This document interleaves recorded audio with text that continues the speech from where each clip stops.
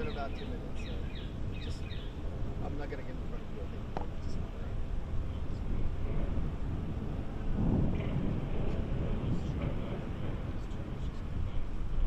oh my god, really? Okay. Yeah, there was one piece of rock in there. It's months.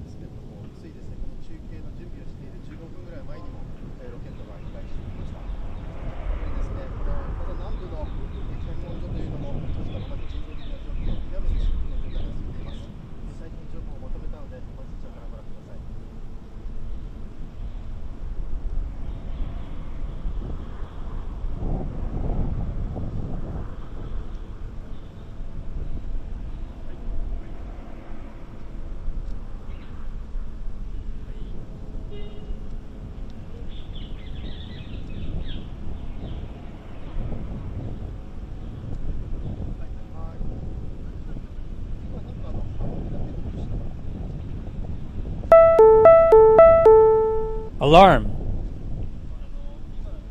מבטחים, עמיעוז, ישע.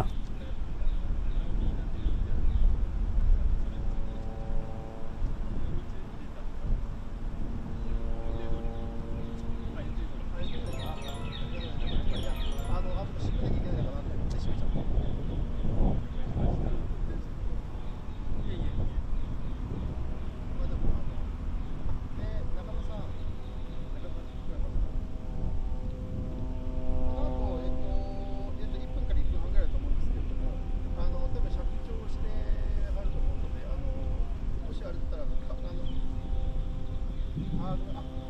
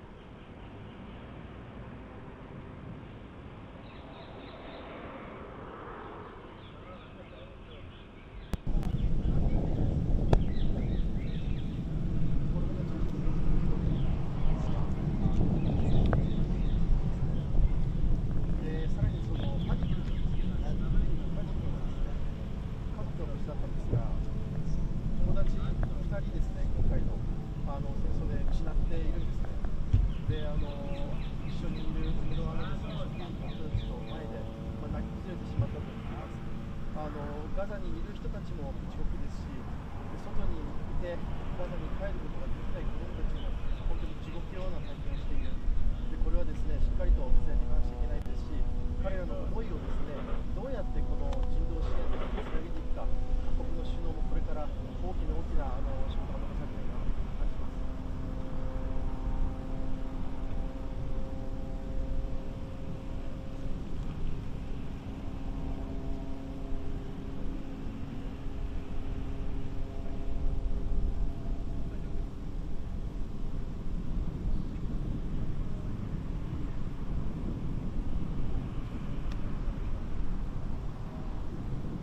はい、ありがとうございます。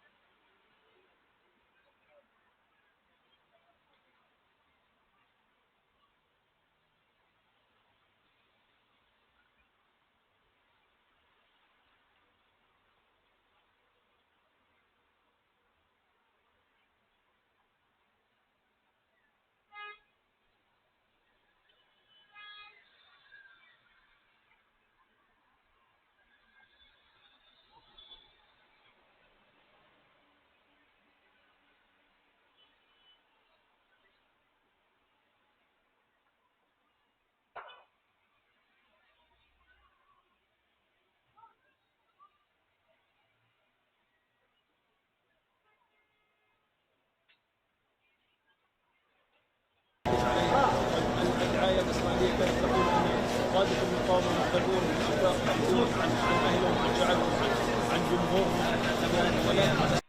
الذي كانوا دائما يستعينون عليه الذي حدث هذه الصور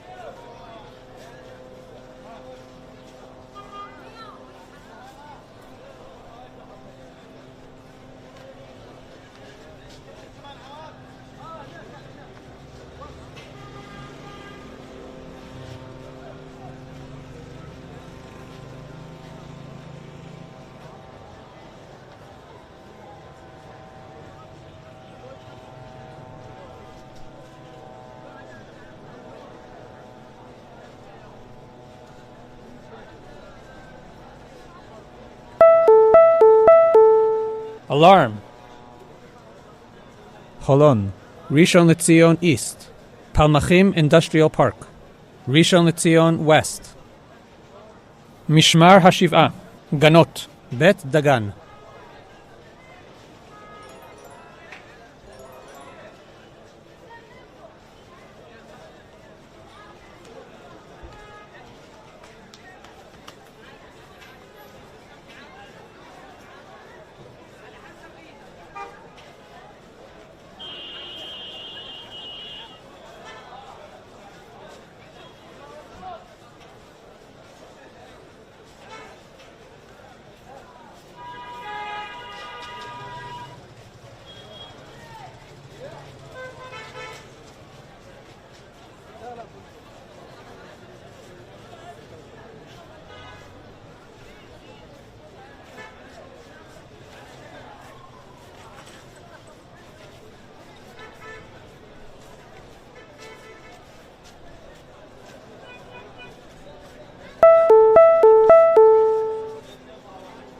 Netaim, Gan Sorek.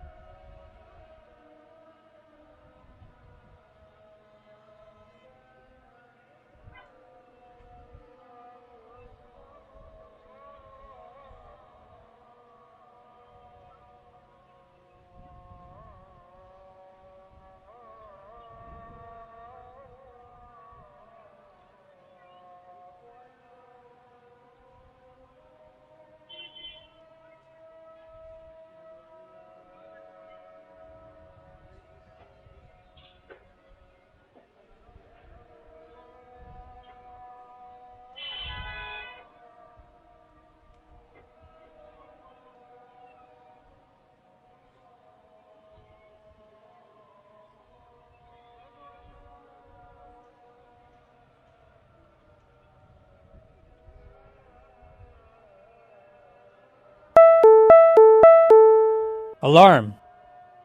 Karmiya. Netiv Ha'asara. Mavki'im. Ashkelon Southern Industrial Zone.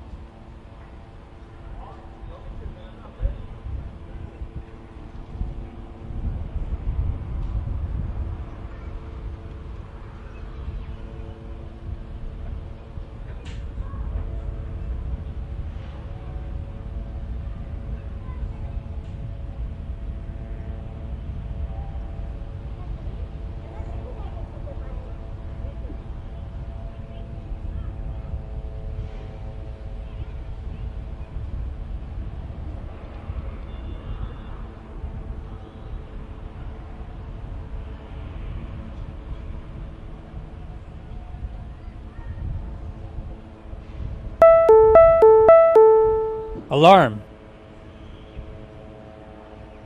Netaim, Gan Sorek, Rishon LeZion East, Palmachim Industrial Park, Rishon LeZion West.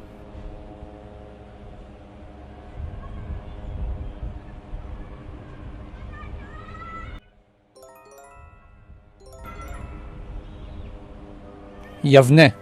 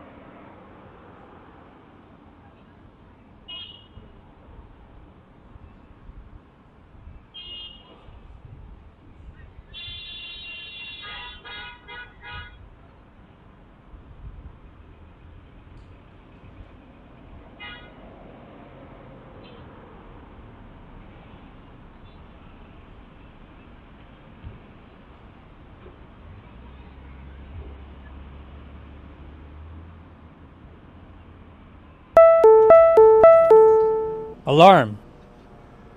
Ashkelon, Southern Industrial Zone.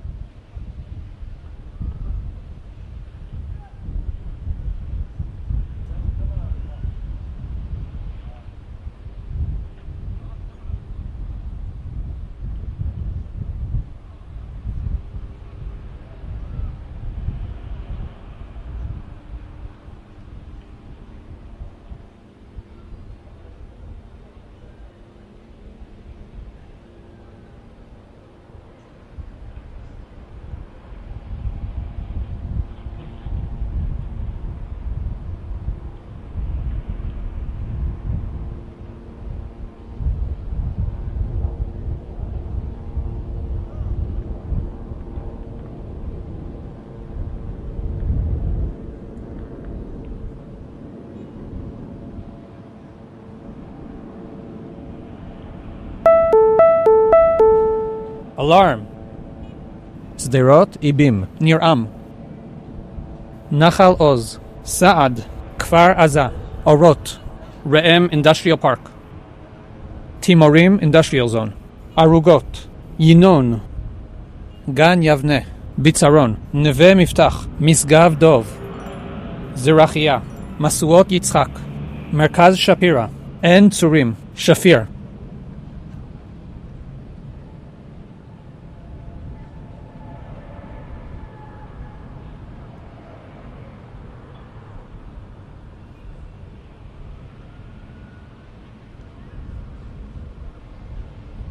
Emunim, Sede Uziyahu, Azrikam, Ad Halom Industrial Zone, Ashdod, Chet, Tet, Yud, Yud Gimel, Yud Daled, Tet Zain, Shitulim, Avigdor, Kfar Varborg, Timorim, Be'er Tuvia, Beer Tuvia Industrial Zone. Kiryat Malachi.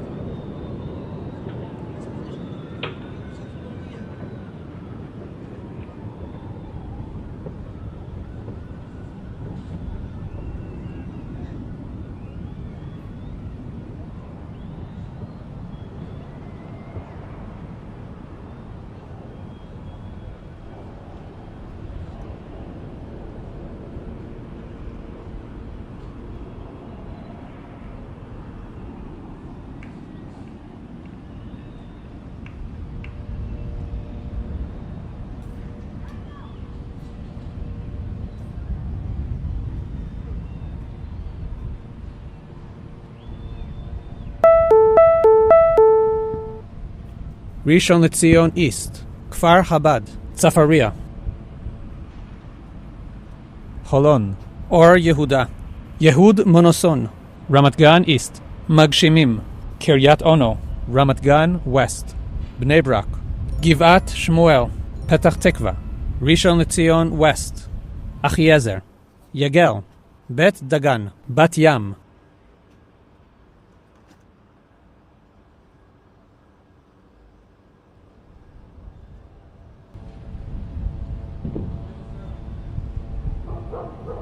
Trifin Industries,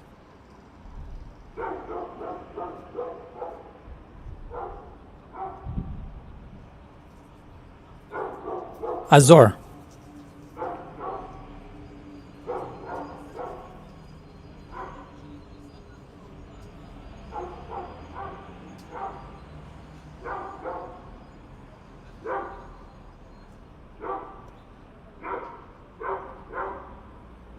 Nest Ziona, Netzer Sereni, Be'er Yaakov,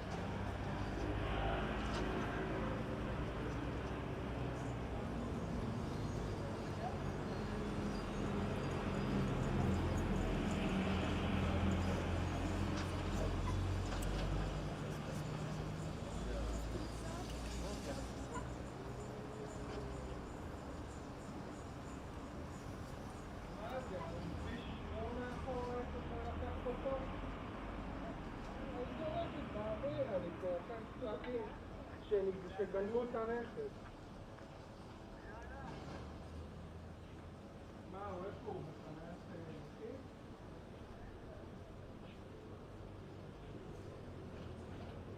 בוא ג'ון, בוא לפה, בוא.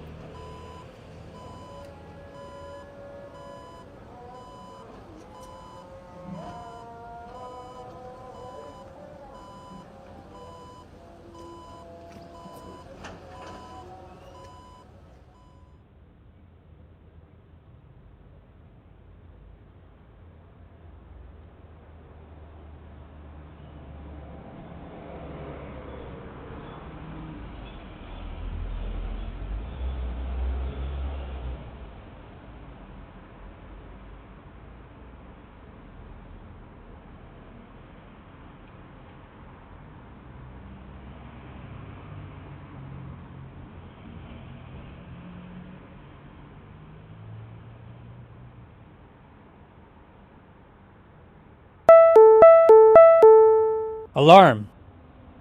מבקיעים. Ashkelon, Southern Industrial Zone. גן יבנה. ביצרון. גן הדרום. קבוצת יבנה. כרם ביבנה. כפר אביב. אשדוד, ג' ו' ז'. אשדוד, א' ב' ד' ה'. אשדוד, Northern Industrial Zone.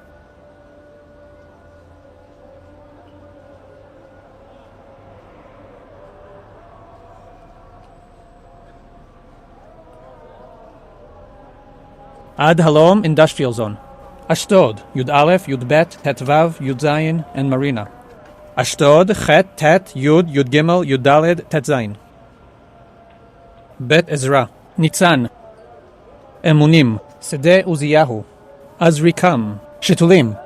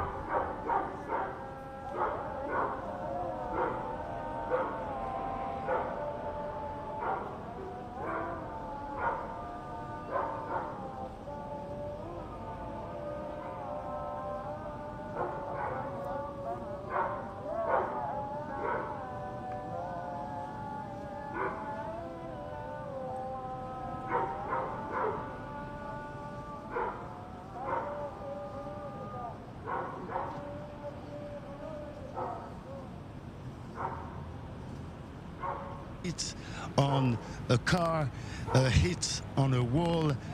Earlier there was another hit on an abandoned residential building, and on the asphalt of the road, rockets are falling on Sderot with direct impact. The luck is that most of the residents of this city of 30,000 inhabitants have left. Now what's left is a few thousands of people who are on a drip of the social welfare authorities. Now here we're on a checkpoint of the Israeli border police, because the road where we are located is the road that goes along the northern border, and as a result it's forbidden to civilians. It's only a road that is used by security cars, be it army or police. Right now that's the situation, and we hear the planes roaring, and we believe that this spate of rocket attacks comes as a response to the elimination of one of the top officers of the Hamas organization, military officer Ayman Nofal, in the El Burej refugee camp. He was the commander of the central sector of the Gaza Strip. He's been eliminated, and we hear also that in the Shati refugee camp north of Gaza City, Alarm. the extended family חולון, of, the משמר השבעה, political leader אזור, of Hamas, גנות, who חמד, lives between מקווה Qatar ישראל, and Beirut תל in אביב, Lebanon. Southern City and Jaffa, His extended תל אביב family has East, been גבעתיים, hit. רמת גן 40 West, people נס in a ציונה, house. ראשון We לציון speak of East, nephews, ראשון of a לציון brother West, maybe. בת We ים. don't have really confirmation of who were these people. All right, Pierre, thank you very much. Stay safe there in Sderot. Thank you. The United States has thrown its full support behind Israel's war against Hamas, but what does it mean, and what will be the cost? We have siren going off here in Tel Aviv as well. Yeah, so we'll leave that aside. We'll stay live before this report. We had an elaborate report about Israeli-American relationships. When Alterman, our California's senior correspondent, is here. Biden is coming tomorrow.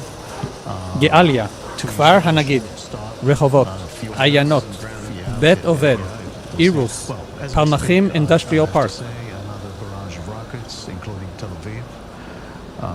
And this is something that we've seen for the past couple of hours, going on and off all the time. Maybe a reaction to this killing of a Hamas senior official in Gaza earlier today. And this is really a major barrage of rockets, including Tel Aviv right now as we speak. But Jacob, you know, it's maybe coincidental that we started talking about Joe Biden's visit at the time when the sirens went off here near our studios here in Jaffa, in the Jaffa port in Tel Aviv. But of course it's coincidental, but it's meaningful, because why is it that we can sit here in this studio and feel that we're relatively safe? It's because of the Iron Dome, which has become one of the symbols of American-Israeli partnership, which has changed the entire dynamics of Israel's campaigns, and it's what our lives would be like, what our war planning would be like, what our civilian front would be like. For that matter, what the humanitarian situation in Gaza would be like. We just heard the booms above our studio. Right. Another boom. 3 so far. We'll see if there are more. But those booms and the sound of those booms is not the sound of Israelis being hurt. The sound of those booms are Israelis' lives and property being saved. We have to say that there's no 100% guarantee. No. Far from it. And But we've seen people getting killed by rockets. Absolutely. We have seen people getting killed. We've certainly seen property destroyed. But Jacob, without Iron Dome, we wouldn't have I don't know what the exact number is in this report. 90%, we'd have a 0%. And so that U.S.-Israeli partnership to develop that defensive system which saves lives, which it may seem strange to those watching the pictures from abroad, but actually enables Israel to use less force in its campaign and less quickly, at least in previous campaigns. And this war, it may be different because the goals are different. The Iron Dome has saved lives on both sides of the border, and it is a symbol of U.S.-Israeli partnership under both parties in the United States, and of course across the political spectrum here in Israel. So, in a sense, sadly fitting that we started talking about Joe Biden's visit at the same time that we started to hear the booms of the Iron Dome interceptions here in Jaffa. On the other hand, Relic, maybe we got addicted to this notion that we are safe and they can have as many rockets as they want, but we are safe. And maybe that was a mistake. Well, there are 2 points to be made there. Let's think that there would be no Iron Dome. Well, we wouldn't be where we are now, because that would mean that every time rockets are fired, people are in the shelters, but a lot more hits to infrastructure and a lot more people killed, and that would have forced the IDF to go into Gaza Years ago. Okay. So maybe that would have solved the problem before they became so complicated. So that's what I'm asking. Was this a blessing or not? That is one side of the coin. The other side of the coin is look at what Hezbollah has. It has at least 100,000 rockets of different types. Some of these rockets are equipped with precision systems that allow them to target maybe strategic targeting, and that would create havoc had we not been able to control which areas are safer. We talked about the airport just a while ago. So think about this. Every time they fire a rocket, the airport is closed, refineries are in danger, and other places. I won't go into this because obviously this is secured information.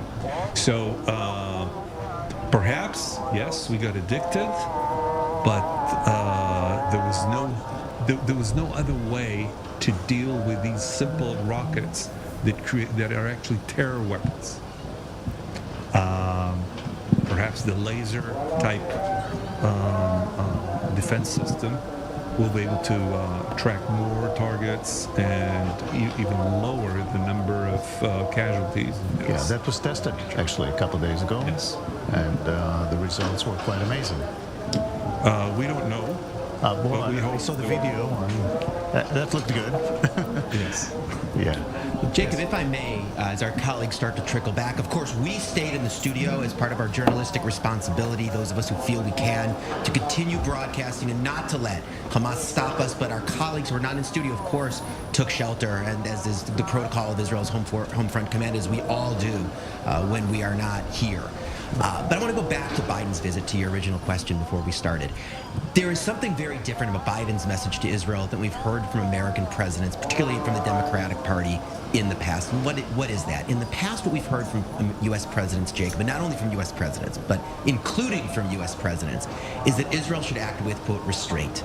Meaning Israel shouldn't use all of the military force it can because of the fear of civilian casualties and impact on civilians. It sort of rolls up the military and civilian into one. Biden's message, pay attention and listen to what he says, including I expect tomorrow, is different. On the military front, he doesn't say use restraint, right? He says exactly the opposite. Go after Hamas.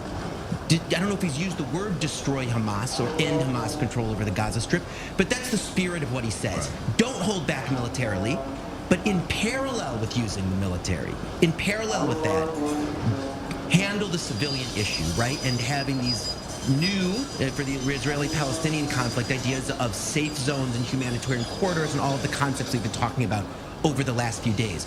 So it's not a message of restraint, it's a message of lack of restraint militarily, essentially, letting Israel make the decisions of having American backing, but in parallel, taking care to make sure civilians are not in harm's way as best as can be done. It's a different kind of message, and it's one that I think might be something that Israelis, whether it be policymakers or the public, could be more receptive to. Because it's not telling us to hold back on either our goals or on our strategies or tactics, but at the same time, having a message for civilians in Gaza and for international public opinion. So it's a nuance. I suspect we'll continue to hear it from the president tomorrow, maybe to a different effect than we've heard from American presidents in the past. Right on. Let me bring in Michael Makowski, President and CEO of Jewish Institute for National Security of America. Thank you very much for joining us. To these things, are Israel's interests and American interests are necessarily exactly identical?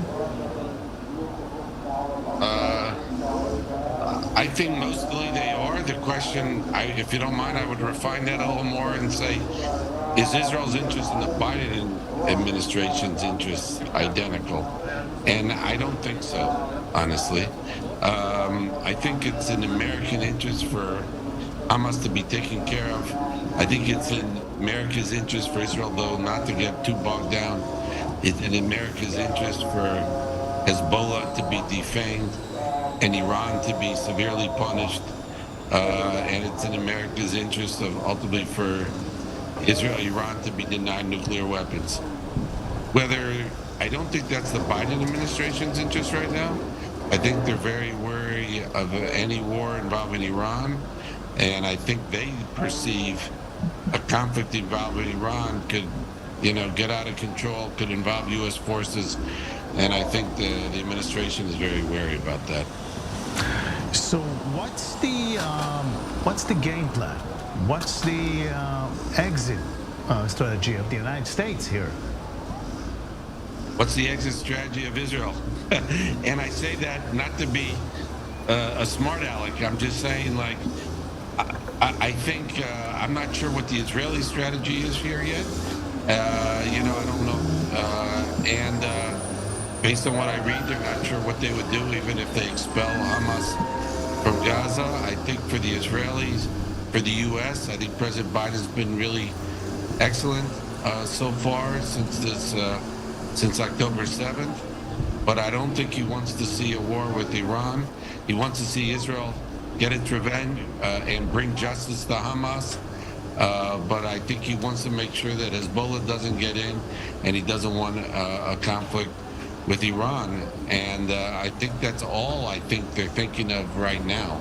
And I think also, I may add, I think the administration's interest, and I think it is the U.S. interest the same, and I think it's Israel, they want to get back as soon as they can, realistically, to trying to get some sort of normalization done with the Saudis.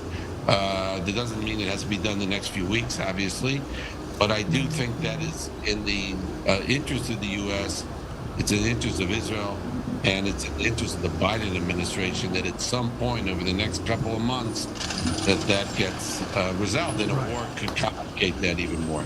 But before you go back to the Saudis, there's the question of Gaza. What do you do with the people? First of all, does Israel have the credit line to go after Hamas and destroy it completely like its leaders said they must do? How do you see this? Good question. I think so far the administration is, to use Biden's words, been rock solid. Of course, that is not shared by everyone on the left, certainly, and even some further on the right. But you can see this in some of the left-wing media here in the United States. The Washington Post uses terms like militants, they don't say terrorists. There's already a focus of how many casualties there are on both sides and things like that. So I think it's going to be tougher for Biden from his left flank. If this war, Israel does go in by ground, and you have even a lot more Palestinian casualties. It is inevitable, not just the leaders, but the innocent civilians.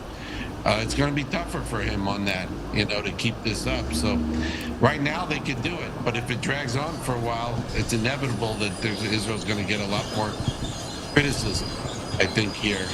And I think there does need to be some idea communicated from Israel about what the plan is about the day after.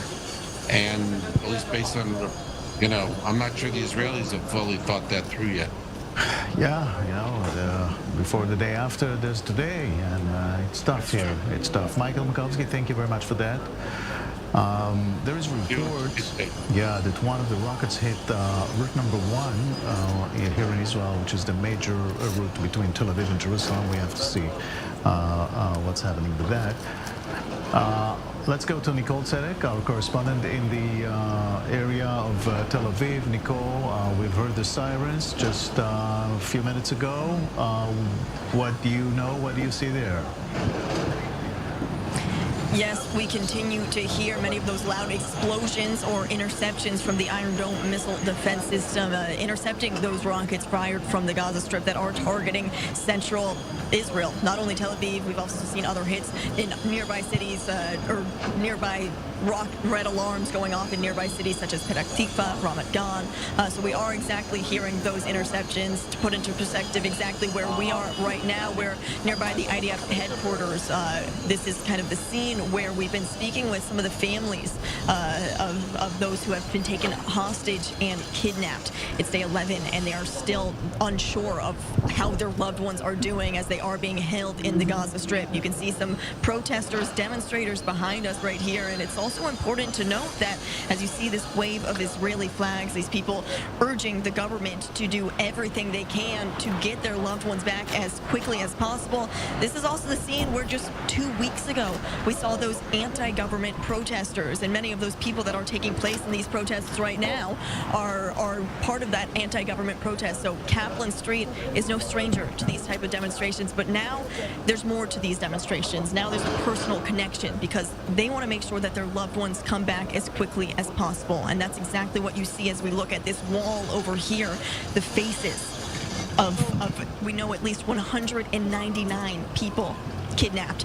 You can see some of their ages up here, some of them as young as 6 months old, some of them grandparents, grandmothers. So all of these, they want to show the faces and really push the government to do everything they can.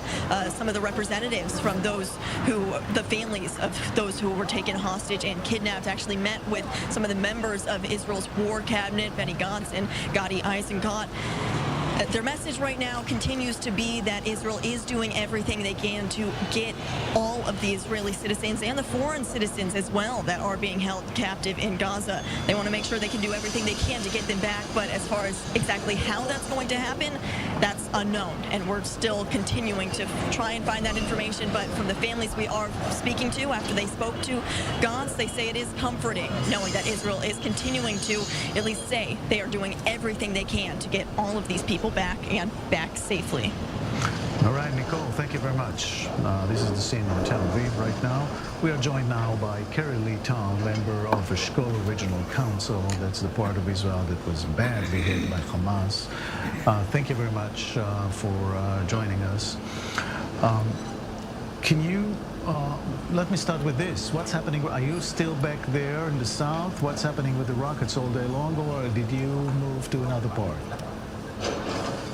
All of our communities have been evacuated. As you know, Eshkol is 32 communities that share a border with Gaza and Egypt. All our communities have been evacuated so the IDF can continue their job. Okay. So we're all in evacuation, living from suitcases.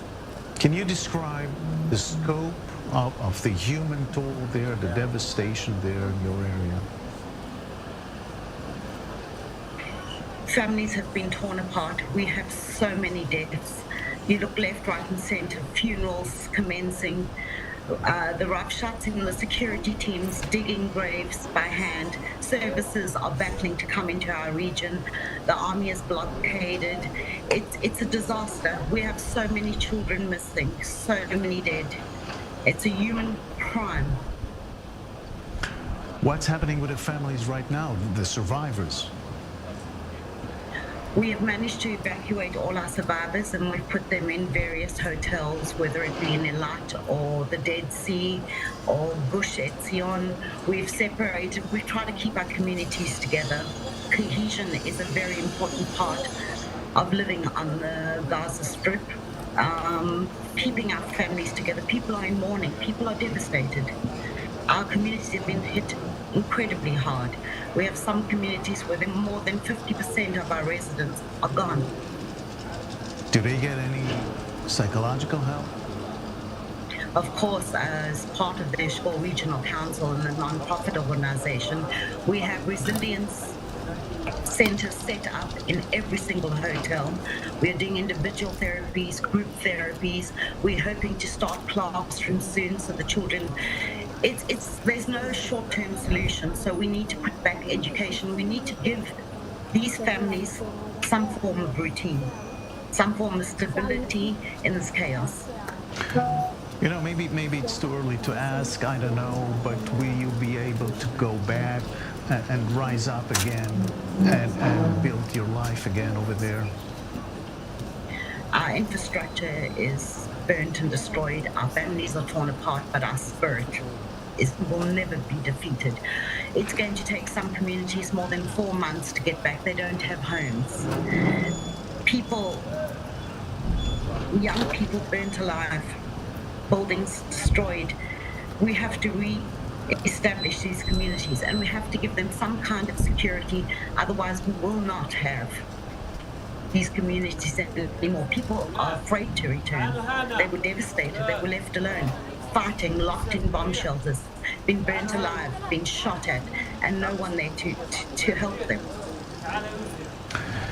Kerry Lital, I thank you very much and wish you all the best. Thank you. Am Israel Chai. Thank you very much. Amazing stories. This is the kind of thing, Owen, that people in Israel did not digest yet. Far from it. No. And people are seeing some of what has been happening there on television and on social media. The stories, the brave stories. It's just the tip of the iceberg. You know, Jacob, I haven't shared this yet, but I want people to understand what these places were like before all of this happened. You know, I've been to Kfar Aza, for example, one of the kibbutzim that was so badly hit many times, mostly for our channel, right, to report from there when there were flare-ups on the border. Right.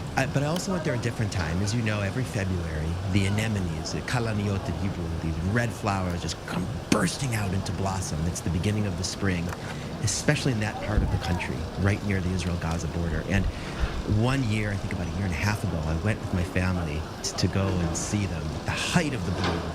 And we went to Kfar Aza on the way, because in the central square, if you will, of the kibbutz, I've been there many times, again with our channel, just games for kids, and everyone was walking around.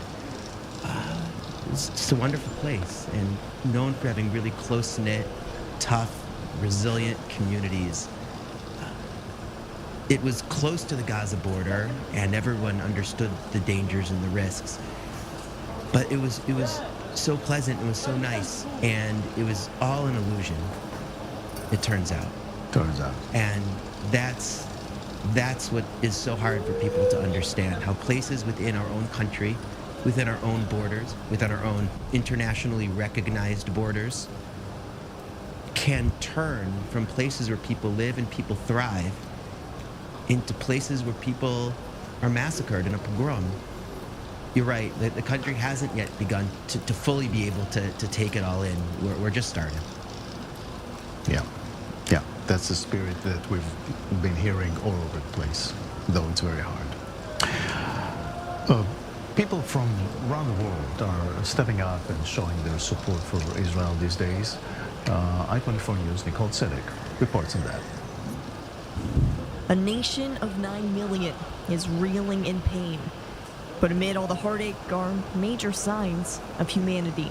We've been so destroyed over the past few days, like literally, emotionally, and, you know, rather than sitting at home watching the news and hearing horrible things that are happening, it's like, at least here you feel active, you feel like you're actually helping, you're donating your time, you're donating actual donations, you're like working together, and it's just like, it's such a heartwarming feeling, and it's so nice to feel something so positive. Hundreds of funds around the world have been set up to support Israel, as major corporations pledge millions of dollars in humanitarian relief.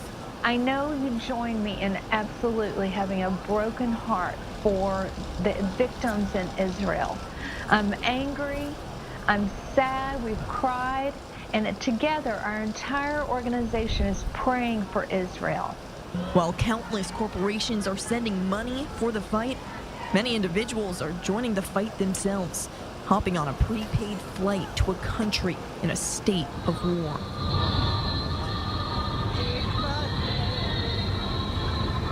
The Israeli national anthem blaring through the skies, a symbol of unity for a country that was seemingly divided 2 weeks ago. All the infrastructure of the protests has been transformed once we had this horror event into helping in different settings. I took into under my wing to try to direct and try to build all this array that takes care of the absentees, on the kidnapped, on the missing people, on the people who are dead. The anti-government movement now using their platform to garner support for families who have evacuated from Israel's southern and northern borders, and the soldiers who have jumped into action in those very same places. Each act of kindness from abroad and at home, serving as a reminder to the state of Israel that light will always outshine darkness. Now stay tuned for more special coverage here on I-24 News with Kalav Ben David after this short break. Have a good night from Tel Aviv.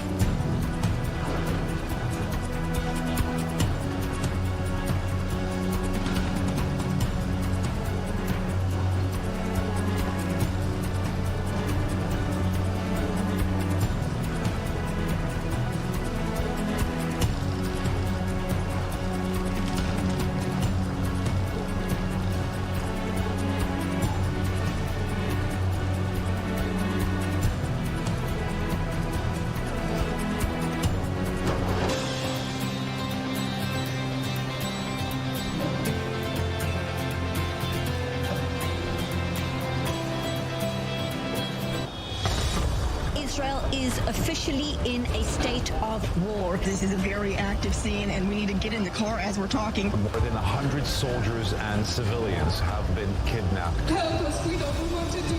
We just don't know anything. Entire families, including babies and children and elderly, were butchered in their beds. Awaken the giant, and we are ready and we are strong. Everyone is showing up. This is the unity.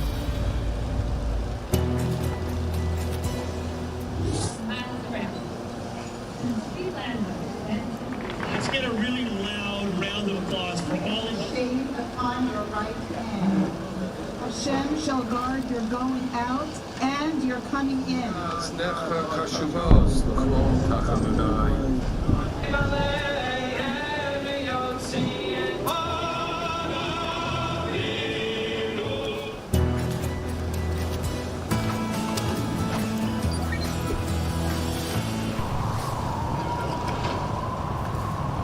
This particular project, with a gross capacity of 103.5 megawatt, will be producing around 230 gigawatt hour of clean renewable energy per year.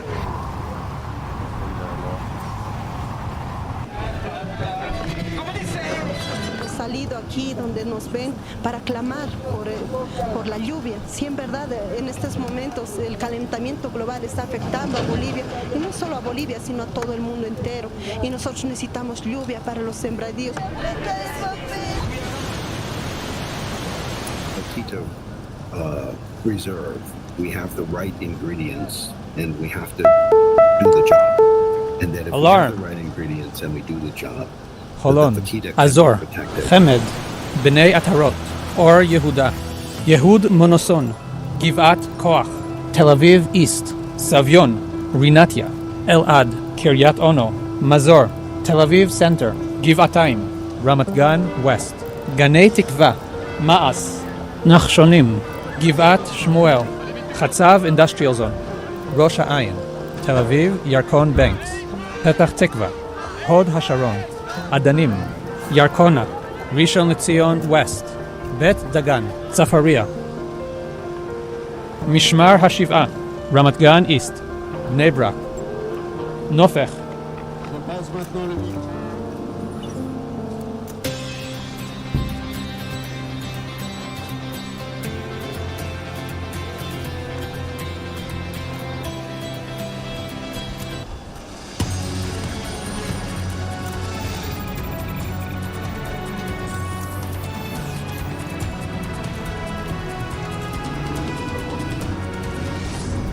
Welcome to this special edition on I-24 News. I'm Khaled Ben David, and I'm just going to go right to breaking news. We have sirens here in Tel Aviv.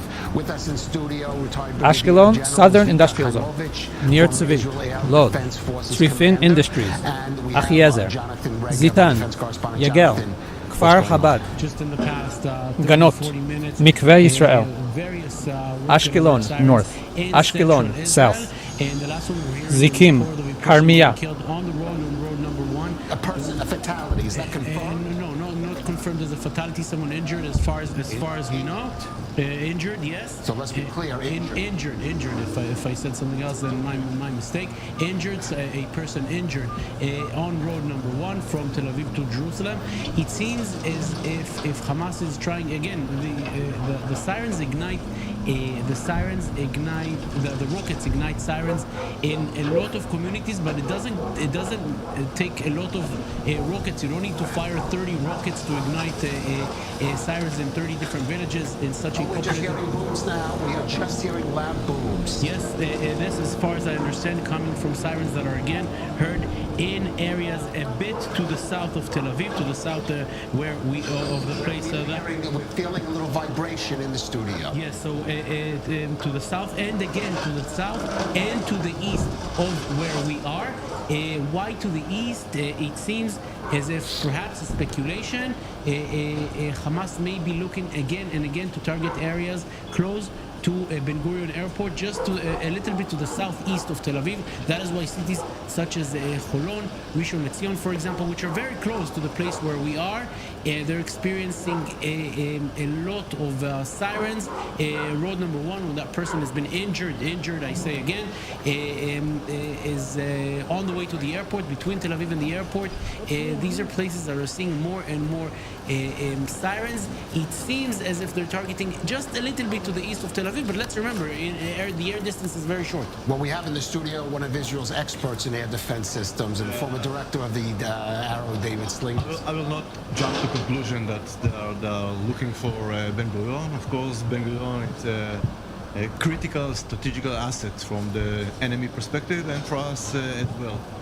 I think that the Hamas working by kind of a fire plan since the last 11 days. The big polygon is the metropolitan Tel Aviv. If they will attack or bomb Tel Aviv, Rishon, Givatayim, Holon, really it doesn't matter from themselves. They don't have really the capabilities today to define exactly neighborhoods or the border between these cities. So the big polygon is the metropolitan.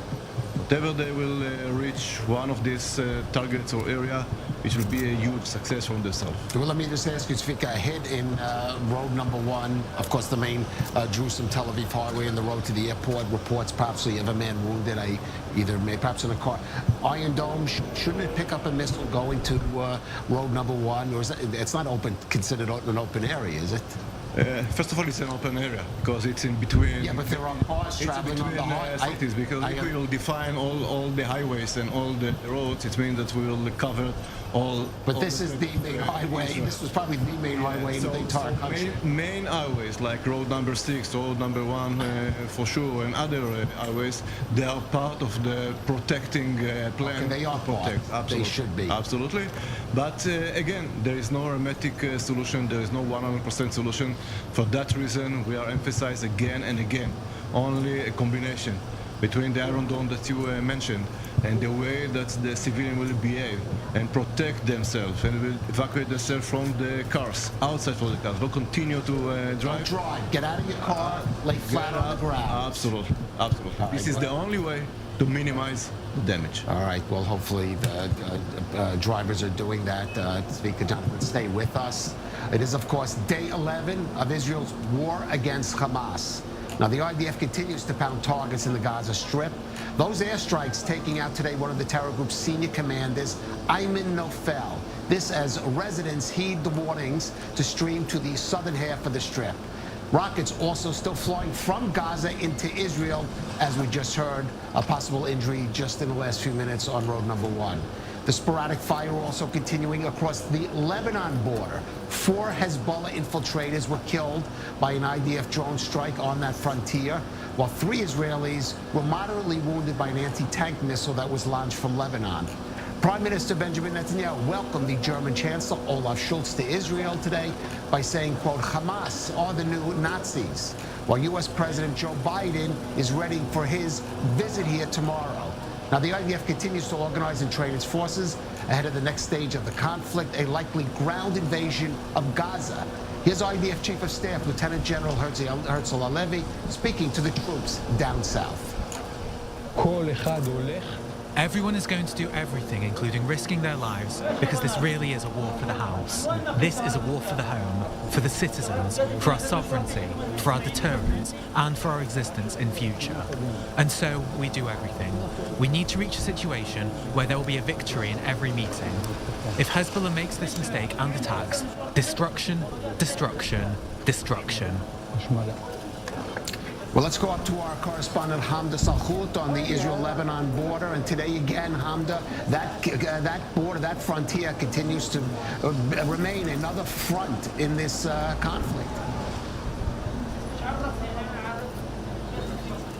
Right, Kalev. So several exchanges of fire happening between the Israeli side and Hezbollah. Hezbollah said today that 5 members of its armed group were killed after the Israeli military targeted them. The military said they found 4 individuals. They were surveilling them from a distance, looking at them approaching the fence, potentially to place an explosive device where they were then killed. Now, sources in the United States and in the Middle East are saying that Hezbollah is making preparations for a full-scale war with Israel. The Israeli military is saying if they choose to surprise Israel with an attack or escalate any of their military capabilities, the response will be devastating and will be deadly.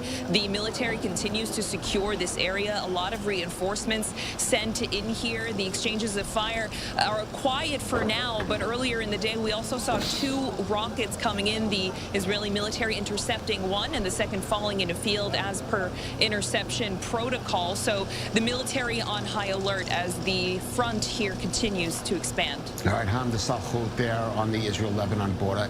Thank you with that.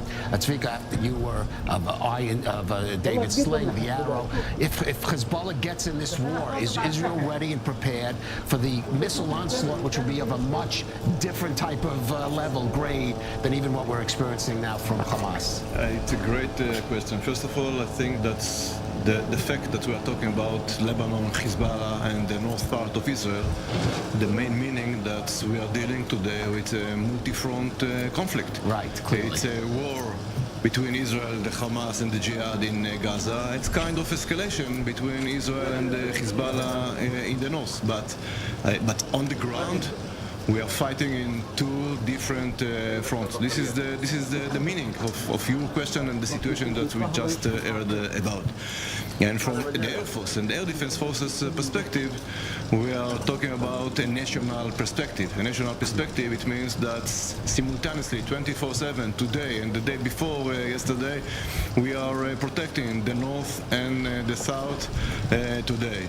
It mentioned before that we were asking ourselves if the Hamas will surprise us. I'm not sure that the word surprise it's the right or the correct word to explain the situation now, because the IDF complete a very strong deployment on the north part of Israel as well as the south, and we are ready to respond. The Israel main interest is to keep the main effort with the Hamas and the secondary effort with Hamas. But look what's happened in the last few days. It's much more than escalation. Dozens of cases. Anti-tank missiles, ballistic missiles, rockets, terrorist troops in Israel. So it's much more than a daily operation or escalation. I think that once we will find the IDF maneuvering in Gaza, we will find Hezbollah more and more challenging the IDF troops in the north. So it's a very sensitive situation and days in the incoming days in the north. And I think that the IDF, and back to your question, the air defense forces are ready For sure. I want to jump out now to tell, as we said just minutes ago, sirens in Tel Aviv. Reportedly, there was a rocket landing from Hamas. Let's go to our Nicole Tzedek. She is in central Tel Aviv, near the area of where IDF headquarters is located. And Nicole, Tel Aviv under fire again this evening. Yes, Kalev. In fact, we had to run to a wall right in front of me and just take cover behind that wall. You have about a minute and 30 to get to a safe place here in Tel Aviv, yet sometimes it's difficult as these buildings are far away, yet we did see everyone rush towards a parking lot down below as well. And we saw right above our heads one of those Iron Dome missile defense systems intercepting the rocket from Gaza. And it's interesting because as you see the Iron Dome shoot into action above us, you see that red flare lighting up the sky. It takes about 15 seconds after that until you hear the boom, the explosion, and it shakes the ground below us here. So even as we were taking shelter, you can still feel the rumblings, even though the interception is happening so far above our heads. And this is the reality here in central Israel. It seems day after day, right about dinner time in central Israel is when we are seeing many of these rockets targeting the center. And so many families are preparing for that. They know to be in their safe place around this time. That's the sense that I'm getting when I'm speaking to people on the streets here in central Israel. Although it's pretty quiet for the most part, people are still going about their day-to-day life and know that at any minute we can receive another red alert, more sirens blaring through the air, and they have to run to a safe place, as I said, about a minute and 30 seconds to take shelter, and if not, get on the ground, cover the back of your head, and try and get near a more protected place like a brick wall or a staircase if possible. And just a word behind you across the street, as I mentioned, you're near the IDF headquarters, the Kiryat. Clearly there's a sort of demonstration of sorts there. Exactly. In fact, this is the same place that just 2 weeks ago we saw those anti-government demonstrations, and now we're seeing demonstrations urging the government to do everything they can to get the 199, at least 199 confirmed hostages out of the Gaza Strip and back to their families. That's what we've been seeing here. Many people stationed out here really since this Saturday, about a week after the onset of this war. They've been out here. They're urging the government to do everything they can. And in fact, representatives for the families of those that have been taken hostage or kidnapped, a few of them met with some of the members of Israel's war cabinet earlier today, Benny Gantz as well as Gadi Eisenkot. They met with them, and after speaking to the families about what took place inside this meeting, they said that they are feeling reassured as the state of Israel continues to say that they are doing everything they can to make sure that these hostages are returned to their family and out of this of the Gaza Strip, out of the hands of these hostages. But it's becoming increasingly more difficult because not only are we seeing more and more troops mobilized to the south, we know that any day now there's going to be a ground invasion, but also it's now psychological war as Hamas is releasing. We saw it, they've already released one video of one of the hostages just yesterday, and the IDF expects that more of these videos of the hostages that they're currently holding could be released in coming days, and that is very, very difficult for the family members, the loved ones to see, because although they can see face to face that their loved one is momentarily safe, it's also gut-wrenching to see everything that they're going through. Absolutely gut-wrenching. And Nicole Tzedek there in the streets of Tel Aviv, thank you. With that, Jonathan, quickly, just any update on this most recent round of rocket fire in the Tel Aviv, the greater Tel Aviv? Greater Tel Aviv area, nothing much so far. We heard this preliminary report of one person injured on road number 1. And not any more coming out of that. We'll wait for more information as it comes in. All right. Now, as we mentioned, U.S. President Joe Biden is set to arrive in Israel tomorrow for a solidarity visit, after which he will head to Jordan for a four-way summit hosted by King Abdullah and including the Palestinian Authority President Mahmoud Abbas, Egypt's President Abdel Fattah al-Sisi. Israel's National Security Advisor Tzachi Hanegbi spoke today about the staunch support that President Biden is providing Israel. The president, apart from his public remarks and apart from the calls that he directed to Iran and Hezbollah, which were not public, is telling all of those who think that if they want to join the war against the Israeli people, there will be American involvement. Israel will not be alone. Well, let's go to our senior U.S. correspondent, Mike Wagenheim in New York. And Mike, President Biden set to come not only just here, but also to Jordan, having those meetings with regional Arab leaders. And what is he hoping? What would the White House be hoping to accomplish on this trip?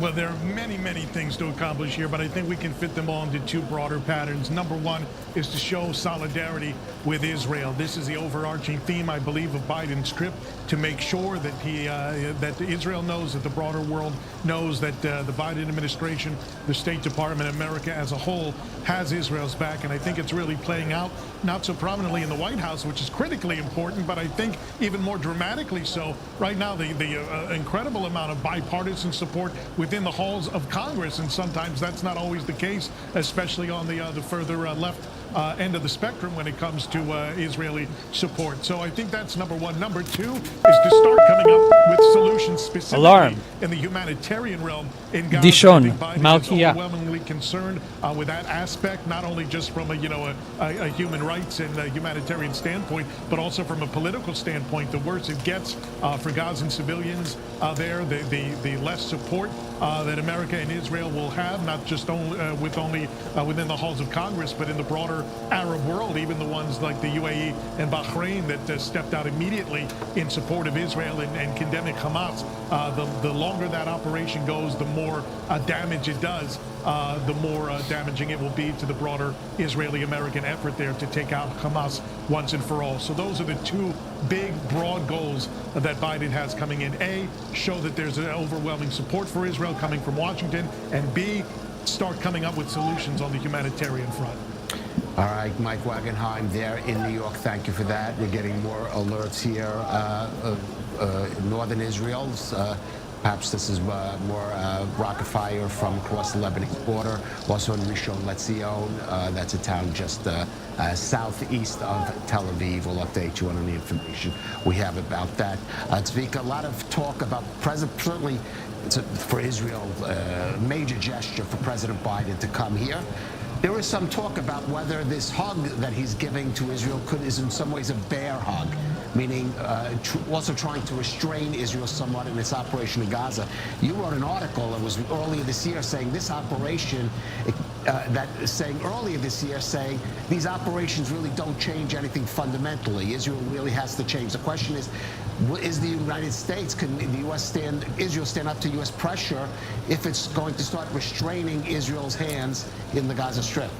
First of all, I think it's more than solidarity support by United States of America, and the fact that a few days after the event on Saturday, the President Biden decided to send the first troops, the first carrier to Israel, and then the second. I think. Right. You should mention naval force. Yeah, not forces, but not boots on the ground, as they say. Yeah, but it's boots on the Mediterranean Sea, but boots on the sea. On the sea, yeah. But it's a huge meaning, sure. And I think it's a very clear message. Right. Not only to the Hamas and to the Hezbollah. First of all, it's a direct message to Iran, but not only. On the big perspective picture, we are talking about the international arena because it's fully involved by Russia, by China, by Iran, and other candidates in this case. So the fact that the United States stand shoulder to shoulder to Israel and support Israel. By the way, the state of Israel can deal with simultaneously Hamas and Hezbollah. That's not the issue. Okay. The issue is the international message, the wild message to our arena, to the far east enemies, mainly Iran, but not only. Right. As the President Biden said, don't. So this is the main meaning of the United States support. I think it's very important because it's not only Israel business, Israel problem, because Iran and the Iran proxies threat not only Israel, they threat Europe, they threat U.S. interests in the region and not only. So this is, from my perspective, the main meaning that the United States stands shoulder to shoulder to Israel. All right, well, Jonathan, you prepared a report looking a little more closely at the threat posed by Hezbollah in this war, and of course its sponsor, Iran. Let's take a look at this report from our Jonathan Regev. More than 150,000 rockets, at least 5,000 of them covering the entire Israeli state. Hundreds, if not more, of those rockets are precision-guided, meaning they will head right to their target, carrying amounts of explosives far bigger than anything coming from Gaza. This is what awaits the Israeli home front if a full-on war with Hezbollah erupts. Those on the battlefield itself will have a major challenge of their own.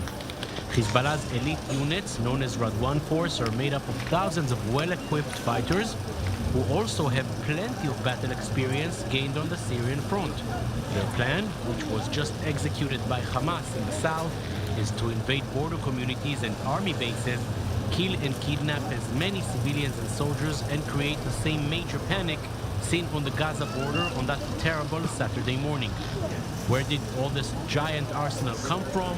Those behind it are not doing a major effort hiding it. Before coming here, I had the chance to meet with the leader of Hezbollah, Hassan Nasrallah. Estimates say Iran transfers up to $700 million annually to Hezbollah, mostly in highly sophisticated weapon systems. These are exactly the weapons which Israel targets time and time again when they're in Syria before they head to Lebanon. Many of those systems are hit, but many others still go through. Other funding methods are drug trafficking, money laundering, and donations. The money keeps coming in, and until there will be a massive global move against it, that money will continue to flow, and Hezbollah will continue to act as the Iranian arm right on Israel's northern border. And in fact, Iran's supreme leader, the Ayatollah Khamenei, weighed in again today on the Israel-Hamas conflict. Here's some of what he had to say. If these crimes continue, the Muslims will become impatient, the resistance forces will become impatient, and no one will be able to stop them. They should know this. Don't expect others to not let such groups do such and such things. No one can stop them when they get impatient. This is a reality that exists. Sounds like Hezbollah and Iran have, or Iran has put Hezbollah's finger on the trigger. The question is whether they're going to pull that, Jonathan. We're calling it Hezbollah. Maybe we should just call it what it is. We'll call it Iran. It's the Iranian, it's the Lebanese branch of Iran. Let's call it this way. And this is far more than an Israeli problem. I totally agree with what was said here. And in order to eradicate this problem, it's not something that Israel, as mighty and powerful as it may be, this is not something that Israel can take away on its own. The fact that Iran is threatening Western interests all over the Middle East is not just an Israeli issue. The drug trafficking, the money laundering, and so on. This is far more than just an Israeli issue. And if the Western world does not come together, then this is a problem that will not go away. Right. In fact, you wrote an article earlier this year also about building a regional, the importance of building a regional defense against Iran. The question is, making lemonade out of lemons, is this conflict, could it move in that potential direction? We know President Biden is coming. He's meeting, for example, with King Abdullah of Jordan and Sisi. The focus will be on the Gaza conflict, but perhaps also push the United States to be more active in building that alliance. The war today, it's a war between coalitions, and the way that the United States with the President Biden try to bring the area, mostly the Sunni neighbors, right? Jordan, Egypt, you mentioned, Saudi Arabia as well, to build a strong coalition, united coalition against Iran. I think it's important, but in our case, it's not instead our war to destroy and kill the Hamas in Gaza. Don't confuse ourselves. It's very important to the day after. Today, we need to deal with the Hamas hopefully, because it's not our main interest, not with the Hezbollah, but if we need to, also simultaneously with the Hamas and Hezbollah. And the day after, bring that strong coalition fighting directly against Iran ambitious programs, the nuclear, but not only. Right. Tzvika, you said there was sirens in the north of Israel. Assumption maybe it was Hezbollah, but there is a report that Hamas has said that it has launched R-160 rockets towards Haifa. Does realistically Hamas have effective rockets that can reach as far as Haifa? First of all, Haifa, it's only 40 kilometers from the border. Okay. So try to compare the... I'm talking about Hamas, though. Yeah. Hamas. But let's take the map from the north and copy that for our situation in Gaza. Okay. Tel Aviv, Gaza, it's 75 kilometers. So the reference for the 40 kilometers, 70... Yes, Hamas has the capabilities in Lebanon. But again, everyone in south, and mainly in south part of Lebanon, cannot do nothing without Hezbollah permission. So the fact that the Hamas took the response for that act, right. It doesn't matter that Hezbollah it's not part of that action. Don't forget that. Right. Everything is under the Hezbollah control in south part of Lebanon. All right, we are going out for a break. It'll only be a few minutes. Just to reiterate, we had the sirens go off in Tel Aviv about 27 minutes ago, a little longer than that, and there was a landing on road number 1, the main Alarm. highway between Jerusalem and Tel Aviv. Near Landed Oz. just right outside, Magen. on the edge of the Tel Aviv city limits. Early indications, not confirmed, there was an injury, at least one injury from that rocket landfall. We'll update you as we get more information throughout this evening. Stay with us. In We'll be back Habasor. just in a few minutes with more of a continuing coverage of the Israel-Gaza war here on I-24 News.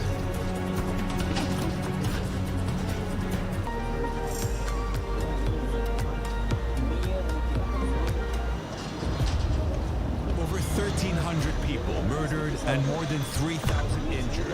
And the war with Hamas continues.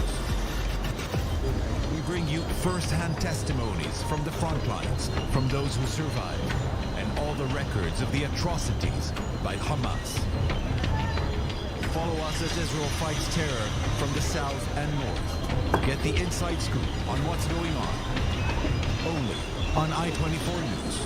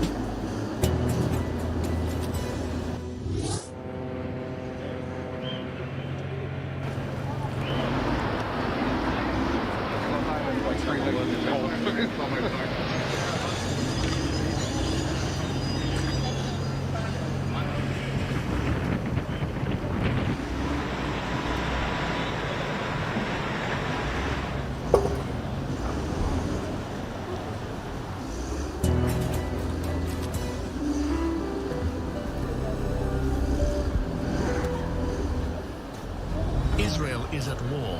Make an investment in Israel bonds. It is the most powerful and direct way to stand with Israel. Visit israelbonds.com and invest now. Made for Me, a unique concept in Israel. Custom-made men's fashion to your measurements. Made for Me, designer of all your events. Schedule your appointment at www.madeforme.co.il.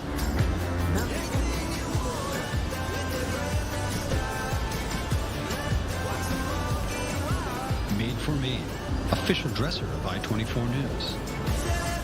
Good evening, ladies and gentlemen.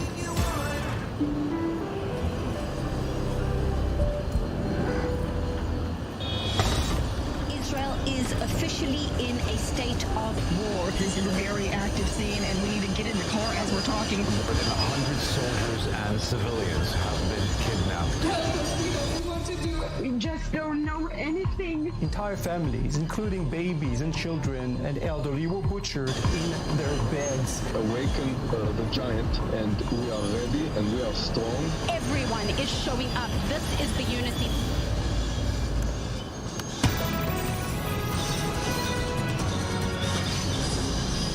Welcome back to I-24 News, our special broadcast. Jonathan, a quick update on this latest missile strike. Yeah, so we spoke of road number 1 between Jerusalem and Tel Aviv. There was an injury, not from a landfall. A driver left his car as he heard the sirens, as the drivers have to do. As he was leaving the car, he fell to a ditch, which is quite high, and got injured in his head. An injury, yes, not from landfall, but from the driver running away from his car. All right, we are going to go now to the IDF spokesperson. We're on with Daniel Hagari. Do we have that? All right, we'll bring you that, the IDF spokesperson. All right, are we going to Rear Admiral Daniel Hagari, the IDF spokesperson? So we'll have to go to that, yep. שר למלחמה, אני אעדכן בקצרה אודות האירועים המבצעיים המרכזיים ותמונת המצב ואפשר שאלות. About the latest situation in Gaza. In a joint operation of the IDF and the Israeli Security Agency, one of the head of Hamas was eliminated, Ayman Ofel, who was part of the military council of Hamas. He was the former head of the intelligence of Hamas. He was part of the crew that planned the kidnap of Gilad Shalit. He was in charge of the Nukhba terrorists who carried out the massacre and the party in Re'im in various communities in the Gaza border communities. Anyone involved in those operations will die. We call all of the Palestinian population to head south. Get out of Gaza for your own safety. Move to the south for your own safety. We will continue to strike any terrorist and any terror infrastructure. In the north, a short time ago, there was a siren in the Upper Galilee communities. Most probably, we intercepted a UAV. We will report definitely once checking is over. There were plenty of shooting incidents. In the morning, we killed a terror squad that tried to infiltrate to Israel. Throughout the day, there was anti-tank fire and gunfire, and in retaliation, we attacked Hezbollah targets. The chief of staff was up north. He spoke to commanders and soldiers and held an assessment with the head of the Northern Command. The chief of staff inspected the preparations and readiness of the forces in the north. Hezbollah is trying to deter our attention, but we are looking at Gaza. This is where our hostages are. Hezbollah is calling itself for years the defender of Lebanon, but is now becoming the defender of Hamas, ISIS, and the terrorists in Gaza. מפקד פיקוד המרכז האמריקאי. The head of CENTCOM, the American CENTCOM, General Michael Kurilla, who came here this morning, met the chief of staff, held a joint assessment throughout the day, and he will be here tomorrow when President Biden arrives. So far, we reported to the families of 302 soldiers who have died and 199 families of kidnapped. We hug all the families. In regard to the assessment of the Homefront Command, several areas have changed their instructions. Go into the websites and make sure you know about your area. This is how we conduct routine in times of war. If you keep up the instructions of the Homefront Command, lives will be saved, and this is how we can continue to conduct this war.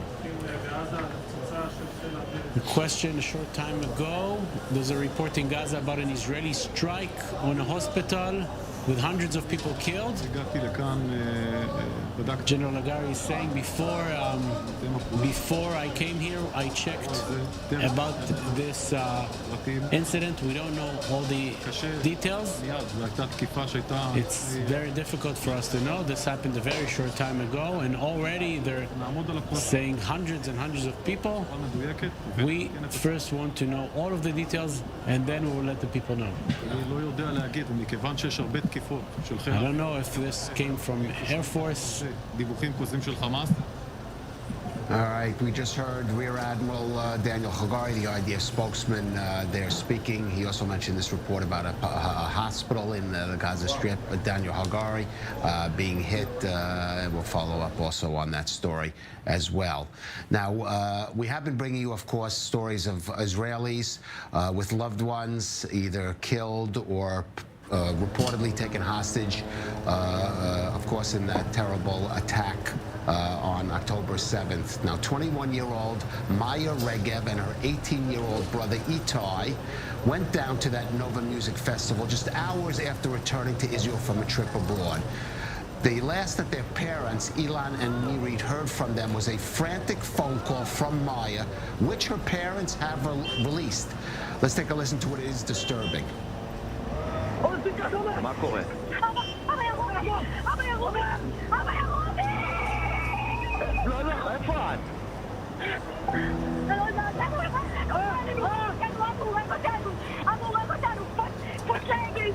מה, איפה אתם? יואו, ממי, צריכים מיקום! תתחברו, תמצאו מקום, תתחברו! אבא, אני אוהבת אותך, אנחנו בתוך הרכב! ניתנו לצאת! אני יוצא לכיוון שלכם עכשיו, צריכים מיקום. Well, joining us now are Ilan and Mirit Regev, the parents of Itai Maya, and thank you for joining us. Hearing that phone call is just heartbreaking. First of all, tell us a little about Itai and Maya. Itai and Maya, they are love and to have a good time all the time. To want all the time they go to the party. They love to dance. And have to go to restaurant. They want all the time. They want to do a good life. They're good friends. Yeah. They want they love people. And they love to hang out, to help others, and they go to the party to peace of love, dance. I understand. Ilan, let me ask you, when you heard that call, did you have any sense in your mind what could possibly be happening here? Because it was so unimaginable to so many of us. Even hearing it sounded like something impossible to happen. It sounds like hell. And before in the TV, I see the Hamas inside the Sderot, inside of Akim. I saw it and I see it and I can't believe what I see in my eyes. And after this, I hear this phone call and it's killed me. It's like hell. The first thing that I do, it's get in my car and drive straight ahead to the south to get into the party and bring my daughter and my son back. That's the first things that I thought. I don't care about nothing, just to bring him fast home. Right, and tell us about now, it sounds like there was possible injury there, but there is some evidence, possibly sign of life. What do you know about Itai and Maya and their whereabouts? I know about Itai when I was in the hospital in Beersheba. My wife, Mirit, sent me a video, and I see it just now again, that he's been kidnapped. But all this time, I didn't know nothing about Maya. All the time, from the minute that I talked with Maya with the phone, I thought all the time that I'm going to bury two child. And it is like how it's killed me. And when I see Itai, he's been kidnapped, it was released me a little bit. Yeah. So that I say this, that released me because I hope he is alive, and I think that Hamas need him and take care of him and don't do nothing to him. Well, let me ask you, the Army released a figure that they know of 199 families that they've contacted. You're one of them. Have they talked to you, either the Army or the Israeli authorities? Yes, the Israeli authorities come to me in Monday and tell me that Maya and the army came and tell me that they have been kidnapped. And from here, I just want that somebody, the government, anyone, bring us a sign of life from our children and all the people and all the children was in Gaza. Well, let me ask you, we're an international channel, so what is your message, using this forum, what is your message to the world, to the international community in the wake of having to deal with this tragedy? I want from all the world. First of all, we want that do everything to bring us sign of life from our children and all the children been kidnapped. And second, I want to tell all the world, because it's happened in 9/11. It's happened here. We have the best army. We have the best intelligence here, and it's happened here. So I want to tell the world, open your eyes. Yesterday in Belgium, two Swedish guys been killed. Right, in Belgium, right. In Belgium, from ISIS. And it's going to happen in all over the world. If you don't stop this, it's happening in Belgium, it's happening in France, it's happening in Germany, it's happening all over the world. So please, for you and for all of the countries, please do something with this.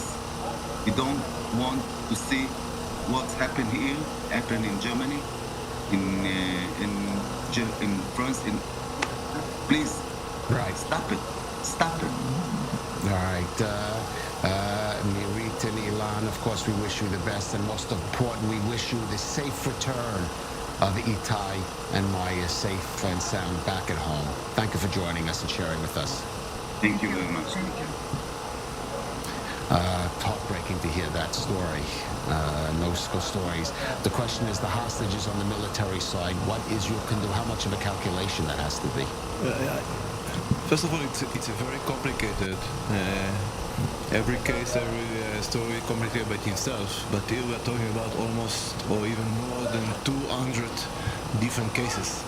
We don't have, not Israel, and even not the Hamas have the experience holding this such of people on the other side. It's make it much more complicated than before. We cannot compare it to the Gilad Shalit case in Gaza, or to the cases that we know in Lebanon, Goldwasser, Regev, Tenenbaum, and others. It's a totally different story because the huge number of the kidnapped and hostages that they are in Gaza, and the fact that we are in war, and at the same time dealing with this almost 200 and even more people, soldiers, civilians, teenagers, or elders in Gaza, make it much more complicated.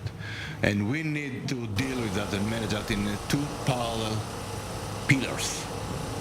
We cannot mix, because if we will mix between them, we will stop our war and we will focus only on this issue. It's very hard to say, it's very complicated to act, but the only way is to deal with two parallel pillars and hopefully have some advantages once we will start the ground operation maneuvers with more intelligence and more clues how to reach part, most hopefully all the 200 or more soldiers, people in Gaza. This is the only way. I cannot see any chance that the Hamas, because this is not the way that the Hamas is acting, will release not kids, not others, because this is not the way that ISIS and the Hamas is acting. I will be more than happy to find myself in a huge fall, but this is not the way that the Hamas is acting. All right. Just to follow up on the comment that was made, we did hear a question to Rear Admiral Daniel Hagari, the IDF spokesman. There are reports out of Gaza of the hospital in the Gaza Strip being hit. We don't know who's responsible by that. Could be Israel, also could be a Hamas fire falling in Gaza. We don't know, but there are reports of casualties that could be in the hundreds. We'll just have to see when we get more confirmed information about that. Okay, that's the Al-Ahi hospital in Gaza. If I may, sure. Don't forget that the Hamas using civilian facilities and properties as a military needs. We know for sure, for example, let's take the Shifa hospital in Gaza. In a normal hospitals, the basements, they are for parking lots. In Shifa, they are for the Hamas tunnels and bunkers in Gaza. But they are using schools, they are using UNRWA facilities as a backyard for storage weapons or for launching points. This is the way that the Hamas is working. I will not be surprised that if this report is true, it's by the Hamas itself and not by the IDF. We'll have to see. We'll have to get confirmation. Absolutely. Now, some figures from the entertainment world have been speaking up and defending Israel in public and on social media, using their celebrity and their reach or their followings on such platforms as Instagram to counter disinformation on the conflict with Hamas. Now, one of these is Omer Khazan, a rising young Israeli actor who starred in several popular TV shows here. He's now based in New York City, and he joins us from there. Omer, thank you for joining us. You're in New York, but you originally hail from Ashdod. I know a city that itself has been on the firing line of the rockets from the Gaza Strip. What are you hearing, if you still have family there, friends, hearing from there, and your thoughts about it? Yeah, so first of all, thank you for having me right now. Yeah, all my family and all my friends right now in Ashdod. We suffered from that so many years. Actually, I lost a friend, a good friend of mine from Ashdod a couple of days ago, in the first day of the war. And I pray for them. I pray for my family. I pray for my friends. I pray for the hostages. I pray for the soldiers, for everyone. And I hope it's going to end very soon. Right. Now you have, I see that, I saw on Instagram, you have hundreds of thousands of followers there. You're using that platform to advocate for Israel and put information. What kind of reactions, though, are you getting? There's certainly support, but of course, any public figure that puts himself out there in that arena, social media is also going to get some pretty heavy blowback, especially when it comes to Israel or Jewish issues.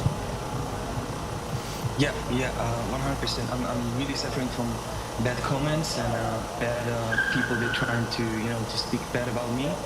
But I support my country. I don't care from that because my country is the most important thing to me. My people, the army, the soldiers, all my friends are the most important thing for me.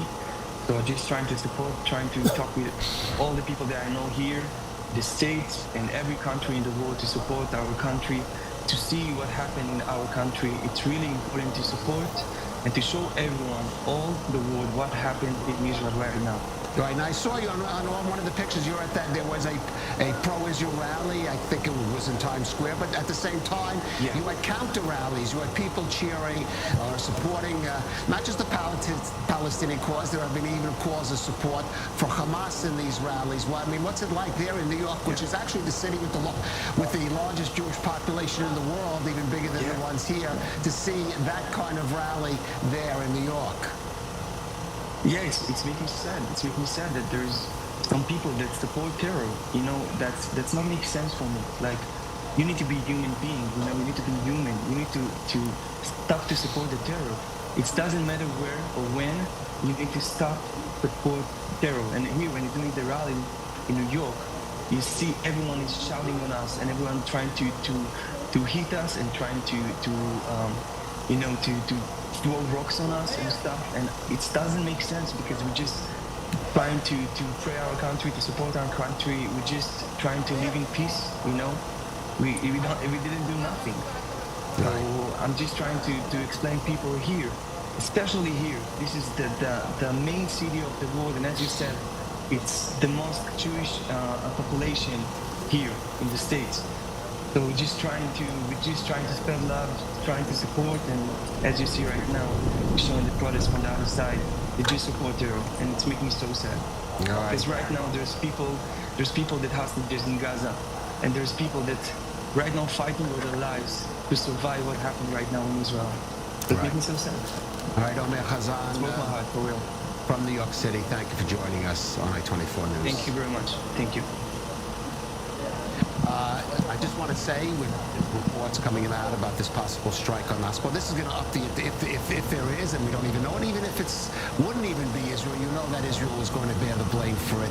Tzvika, it's going to up the pressure, international pressure on Israel. There is a clock running to some degree, even though the government would like to, and the military would like to feel it has more latitude now. So the question is the air war.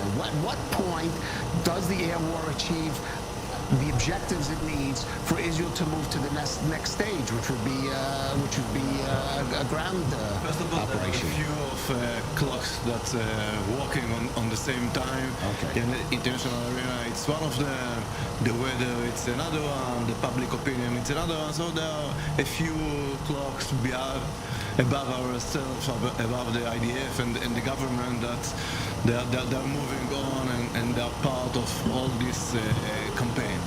I think that the international arena opinion, it's very important, but it's not the only issue. I really must say that Israel declared a war against the Hamas. Nobody, and this is my expectation, nobody will take Israel an inch from this direction. We need the international arena support, but it's not a mandatory to continue our action in Gaza. That's for sure. And the huge challenge is to keep the international arena with us, with the solidarity, with the support, but at the same time to give us the full flexibility to do. We even didn't start, but we will start hopefully in the next days to complete our objectives in Gaza. This is the only way. This war will take time.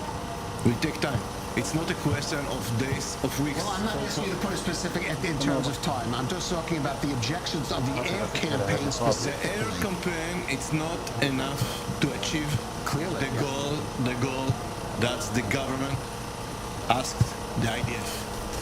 To achieve that goal, to destroy the Hamas capabilities in Gaza, you must bring your troops to Gaza. This is the only way. The air strikes, they are part of this campaign. It's not the only. They are important.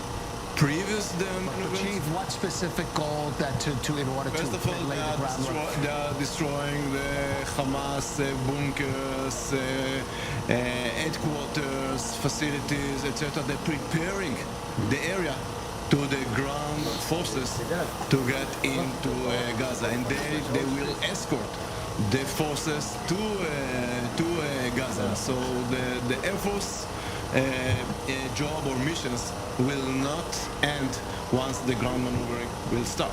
Absolutely not. It's very important to prepare the area, to prepare the conditions that then the ground troops will start the next phase. This is the only way to achieve our goal, our objectives in this war in Gaza. All right. Jonathan, I just want to ask you any updates that you've been seeing as we move, as we're coming to the end of this hour. Yes, actually, at the beginning of the hour, we reported of alerts in the northern border. Now the IDF is saying that following the initial report regarding sirens in the north, no target was identified infiltrating into Israeli airspace. We also heard Daniel Agari, the IDF spokesman, saying that there was a possible UAV infiltration. Now the army is saying no target was identified infiltrating Israeli airspace. This is a statement coming right this time.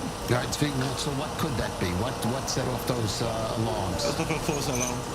We have a lot of sensors, very sensitive environment sensors. That this is part of this situation, and unfortunately, in wartime or in a crisis time, it's create a huge mess on the ground. We need to minimize this false alarm, but it's part of the business, unfortunately. All right. Just want to again just update some of the things over the past hour. We did have that about an hour ago, a strike on highway road number 1, the main Israel-Jerusalem highway. It was just outside, or just outside the Tel Aviv city limits. You're seeing some footage there.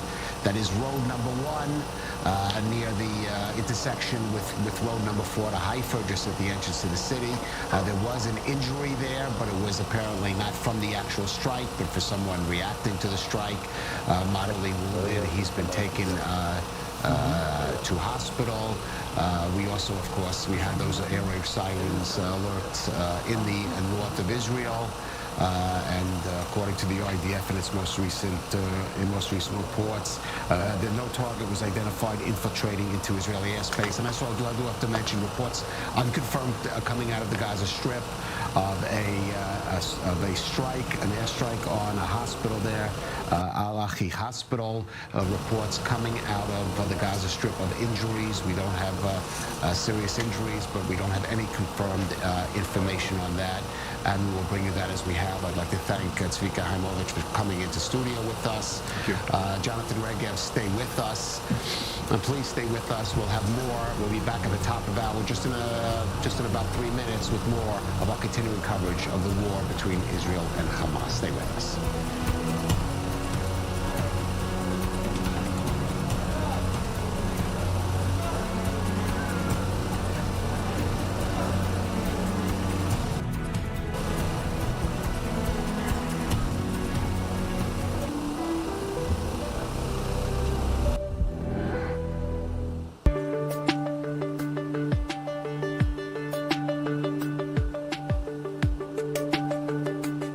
Surprise, the transition to parenthood can be transformative for anyone with a new baby.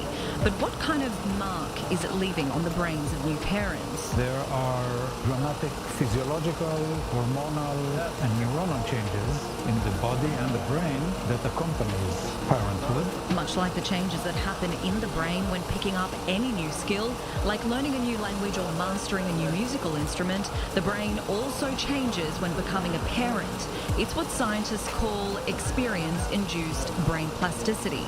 And Professor Adi Mizrahi is doing some of his own digging into this at the Hebrew University's Edmund and Lily Safra Center for Brain Sciences. The region of the brain called the amygdala becomes more sensitive in the mothers when they hear baby sound. In short, all these senses get a boost to help a mother interact with her baby. Smell and sound, two very strong stimuli, are the areas Professor Mizrahi is focused on in his lab. But does fatherhood have the same impact on the brain and bodies of men? Levels of testosterone, which is the male hormone, which is correlated with male-like behaviors like aggressiveness and things of that sort. It goes down when the male becomes parents. As Professor Mizrahi says, each and every one of us has a parent or two parents. Most of us will become parents one day. And as any new parent knows, having a baby provides opportunities for enrichment, learning, and stress experiences known to transform the adult brain.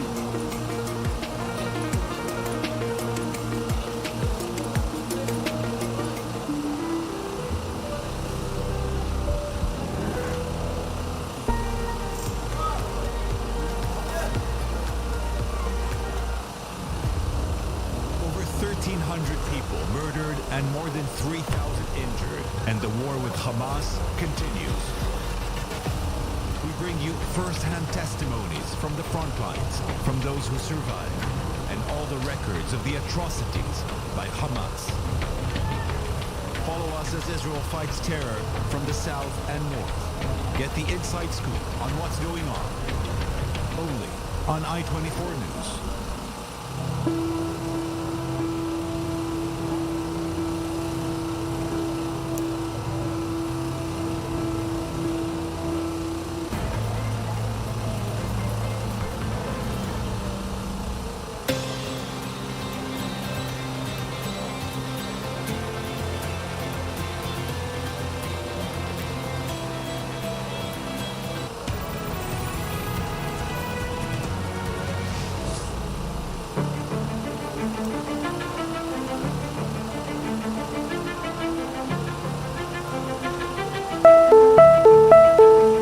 Alarm. Netiv Ha'asara. Karmiya. Mavki'im.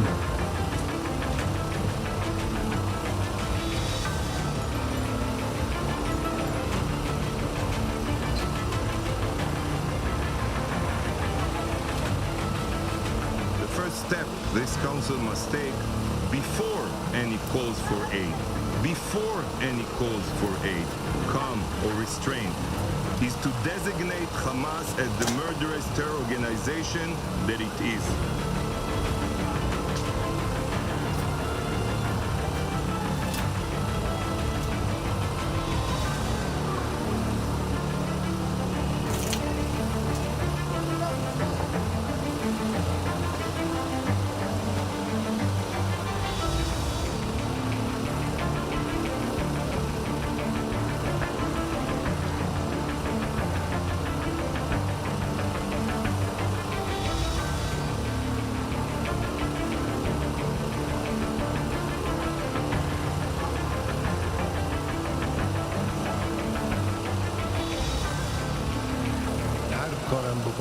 No matter what the Zionist regime does, it cannot compensate and recover from the shameful failure it had.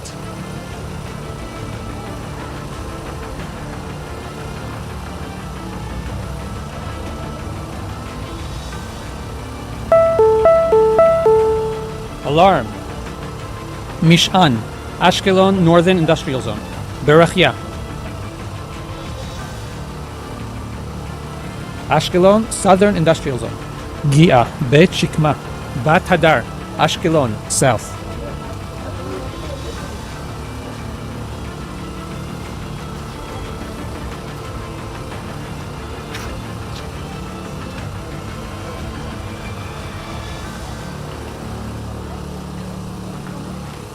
Well, welcome back to this special edition on I-24 News. I'm Caleb Ben David, and yes, it is day 11 of Israel's war against Hamas. The IDF continuing to pound targets in the Gaza Strip. Those airstrikes taking out one of the terror group's senior commanders, Ayman Nofel. As residents heed the warning to stream to the southern half of the Strip, reports of a hospital being hit in the Gaza Strip. We'll be updating those as we get them in. Rockets also still flying from Gaza into Israel, and we do have reports of a rocket strike-related injury on Highway number 1 out of Tel Aviv just a little over an hour ago. The sporadic fire also continues across the Lebanon border. 4 Hezbollah infiltrators killed by an IDF drone on that frontier, while 3 Israelis were moderately wounded by an anti-tank missile launched from Lebanon. Prime Minister Benjamin Netanyahu welcoming German Chancellor Olaf Scholz to Israel today by saying, quote, Hamas are the new Nazis, while U.S. President Joe Biden readies for his visit here tomorrow. Will also be visiting Jordan.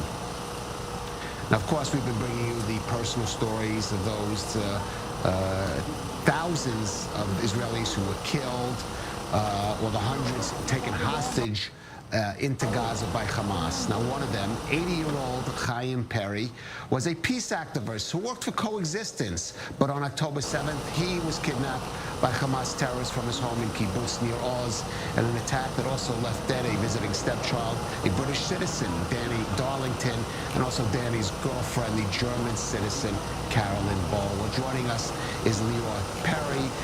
It was his half-brother who was murdered along with his girlfriend, and of course his father was kidnapped. He joins us now from Tel Aviv. Leroy, first tell us about your father. Hi, good evening. My father, as you mentioned, was 80-year-old farmer, basically, most of his life, peace activist, an artist, loving family man, grandfather of 13 beautiful grandchildren.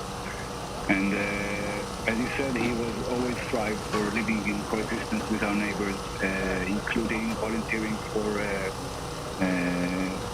Road to Recovery, a wonderful organization that drives sick people from Gaza to medical care in Israel. And sadly, he was abducted from his house Saturday morning. But what do you know about that morning? Both also the fates of it's your half brother, I believe, and his partner. Yeah. Well, early in the morning, when the bombing began, we all thought. I was here in Tel Aviv in my house, and we all followed the WhatsApp messages to see that they're okay. And slowly we realized that there was something different now is going on.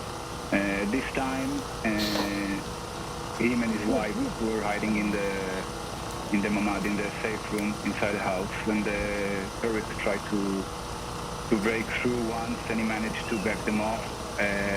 But then he knew they will come back, so he hid his wife inside the safe room. And the second time they came, he simply went out, and she heard them tell him, "Don't do any trouble. We're not going to hurt you." And they took him away. And then she stayed there for more than 4 hours, hidden inside the safe room. With the door open, she could hear the other people coming in and trashing the house, breaking the windows, draining the whole house. And eventually she was evacuated by the army many hours later.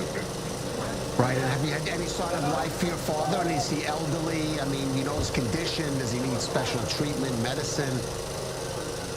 Yeah, he suffered a heart attack, a severe heart attack around 7 or 8 years ago. And he's doing fine since, but he really depends on his medication, which he used to take daily. And we try to send a list of all the medications, all the elderly people from our people need, and it's for the Red Cross.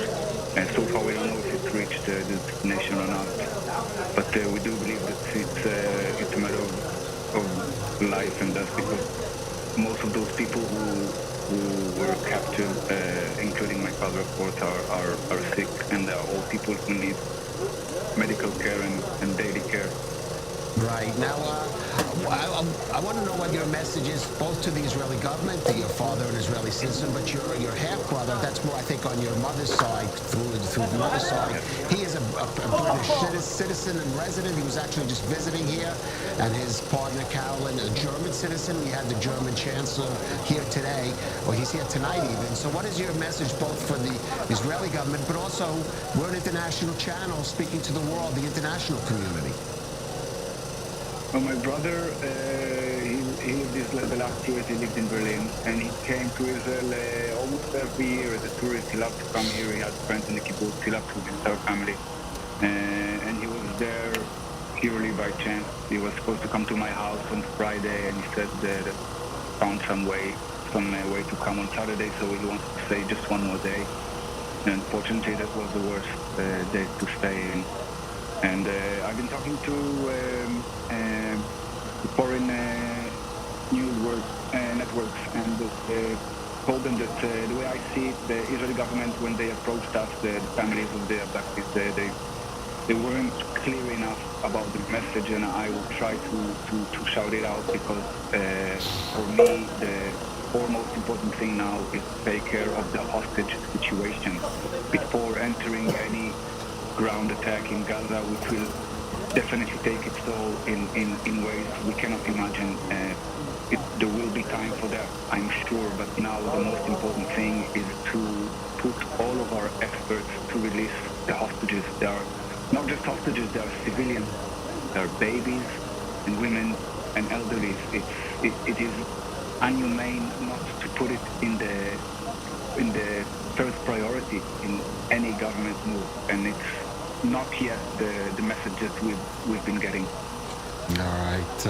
We certainly hope for a safe return of your father, safe and sound to home. And of course, we join in your mourning for your half-brother, his companion. May their memory be a blessing. Lior Perry, thank you for joining us on I-24 News. Thank you very much. Well, as I just mentioned, the German Chancellor Olaf Scholz happens to be visiting in Israel. He's even meeting with relatives of German citizens kidnapped and killed in the attack. Earlier, he did meet with Prime Minister Benjamin Netanyahu. Here's a bit of what they both had to say at that meeting. I must tell you, my friend, that the savagery that we witnessed perpetrated by the Hamas murderers coming out of Gaza were the worst crimes committed against Jews since the Holocaust. The decapitation of people, the shooting of little children with bound hands, the murder of children in front of their parents, the murder of parents in front of their children, the hiding of babies in the attic, and the murderers who came to the attic to murder the babies. In this situation, the German government supports stands across the parties. It is very important for me that we today in Israel, in this difficult situation, to say this clearly, the German history that arises from the Holocaust, the responsibility that arises from it, makes it important to stand for the security of the state of Israel. Well, still with us in studio, our defense correspondent, Jonathan Regab. Joining us is Dr. Emmanuel Navon, CEO of Elnet, international relations expert. And there are a couple of fronts on this conflict, Emmanuel. Of course, the military one, there is the international public, and then there is the diplomatic one, which has been very active. Olaf Scholz. We have President Biden coming tomorrow. I think it's pronounced Rishi Sunak, the British Prime Minister, also expected this week.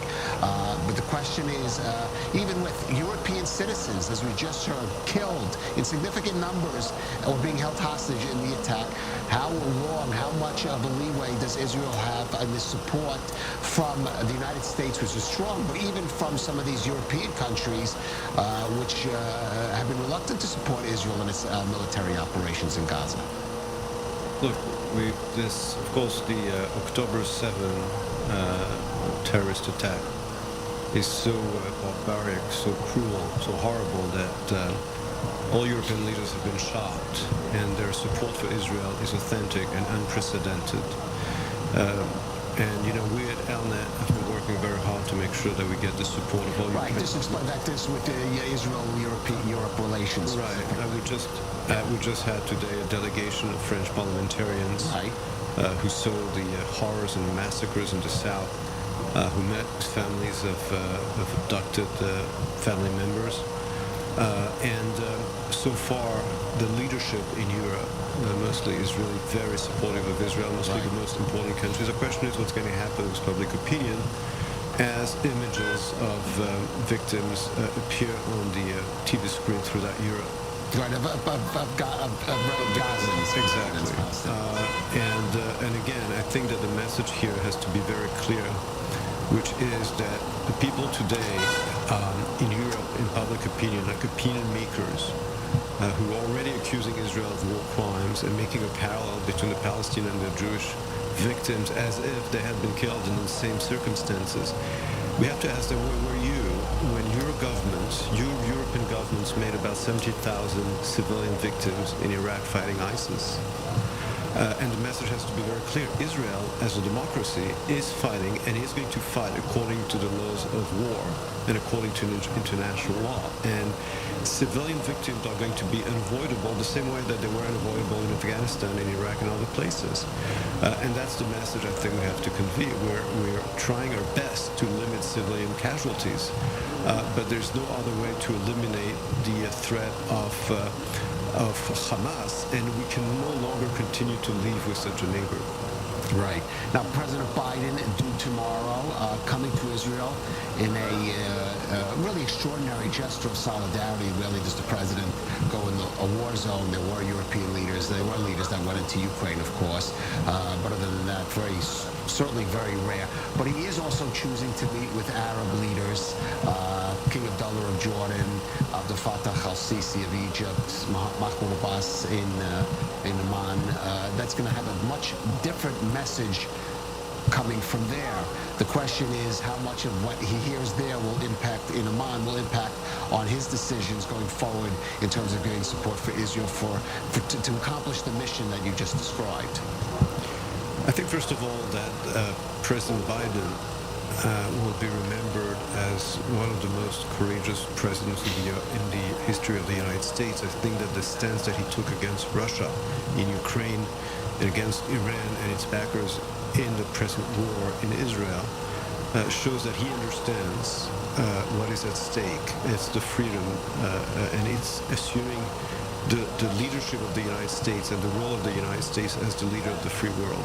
So this should be recognized, and I think that the fact that he's coming after sending two warships to the region is obviously a message to Hezbollah and to Iran. Don't mess with this war, because the U.S. will get involved and will support Israel. So, and it's a message also to Iran, because it's obvious to everyone that Iran was involved in this barbaric attack by Hamas against our civilians. And the threats are coming from Iran, and therefore the counter-threats have to come also from the United States. And therefore, the visit tomorrow of President Biden during the war is very significant and sends a very, very useful message to our enemies. All right. We're going to jump down to the south of Israel up here. Klosh Handler, who is right near outside the town of Sderot there. Basically kind of a ghost town, as you reported last night. But of course, around that area, plenty of security forces gearing up, Pierre. And of course, those airstrikes continuing in the Gaza Strip. Right, Sderot was again hard hit this afternoon, probably because of the targeted killing of Ayman Nofal, the central commander of the Izzadin al-Qassam terrorist military wing of Hamas. There were 12 direct impacts on buildings and cars, plus additional impacts on roads. 2 people were lightly wounded. There's only maybe 2,500 people still residing in the city, and the mayor is urging them to leave and urging the government to allow a budget such that the residents of Sderot can return only after the 14th of November and not next week as it has been budgeted up until now. Right now it's quiet if you ignore the drones and if you ignore the shooting from time to time that you hear that artillery shells directed at the Gaza Strip. Right now it's quiet, although there were rockets directed toward Ashkelon earlier, a few minutes ago. All right, Pierre Klosh Handler there in Sderot. Thank you for that. Well, we just spoke a few minutes ago with the son of one of the hundreds of hostages being Israeli and other nationalities being held in Gaza. In fact, the Israeli military so far notified 199 families that they have loved ones who have been taken in by Hamas. And that may not be the final figure.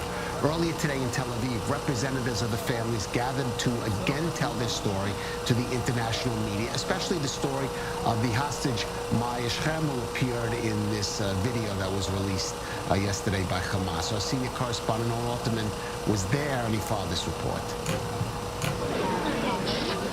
It has come to this. 10 days after her daughter was taken hostage to Gaza, the morning after Hamas put out a video of her, Mia Shem's mother sounded her voice in Tel Aviv Tuesday before a world of microphones and cameras. I saw my baby on television. I saw she's alive.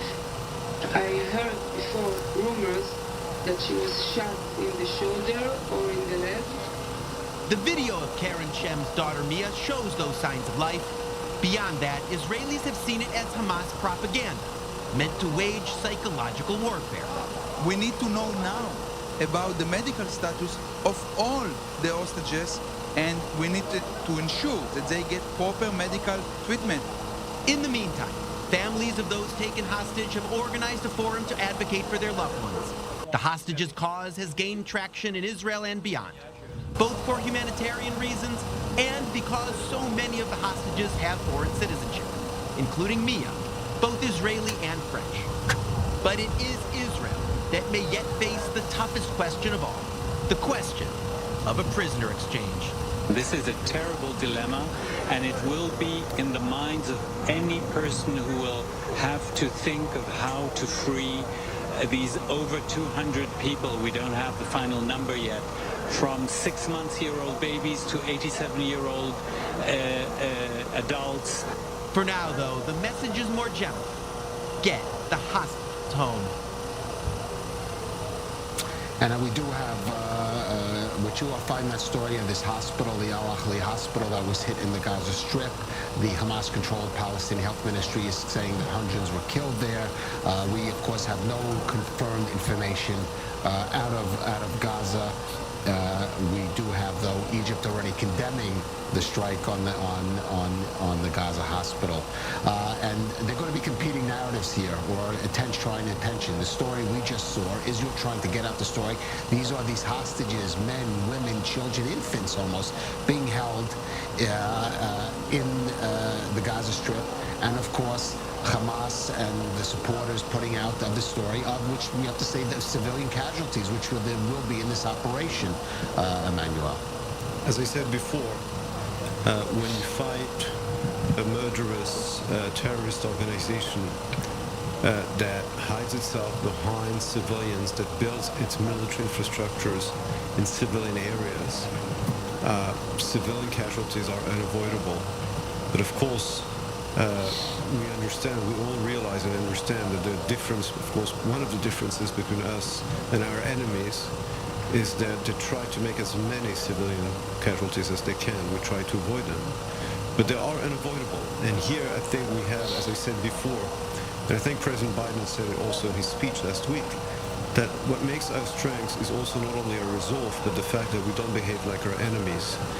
And fighting with a hand in our back is not a sign of weakness, but of strength. But again, we do not have to apologize when we try our best to limit casualties. For those casualties, Hamas should apologize for them.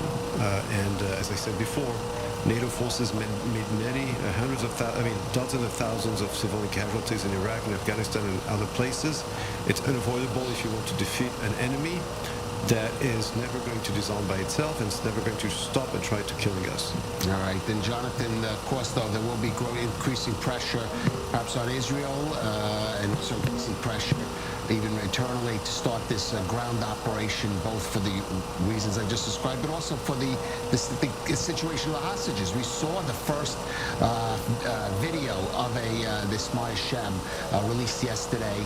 I would expect we're going to see more in the psychological warfare in the Gaza, and the question is, to what degree can the IDF get its troops ready up to par? We've heard some parts of equipment shortages and still training. Get ready for the next stage of this conflict, which is that ground invasion. Unclear yet. I can tell you practically for sure.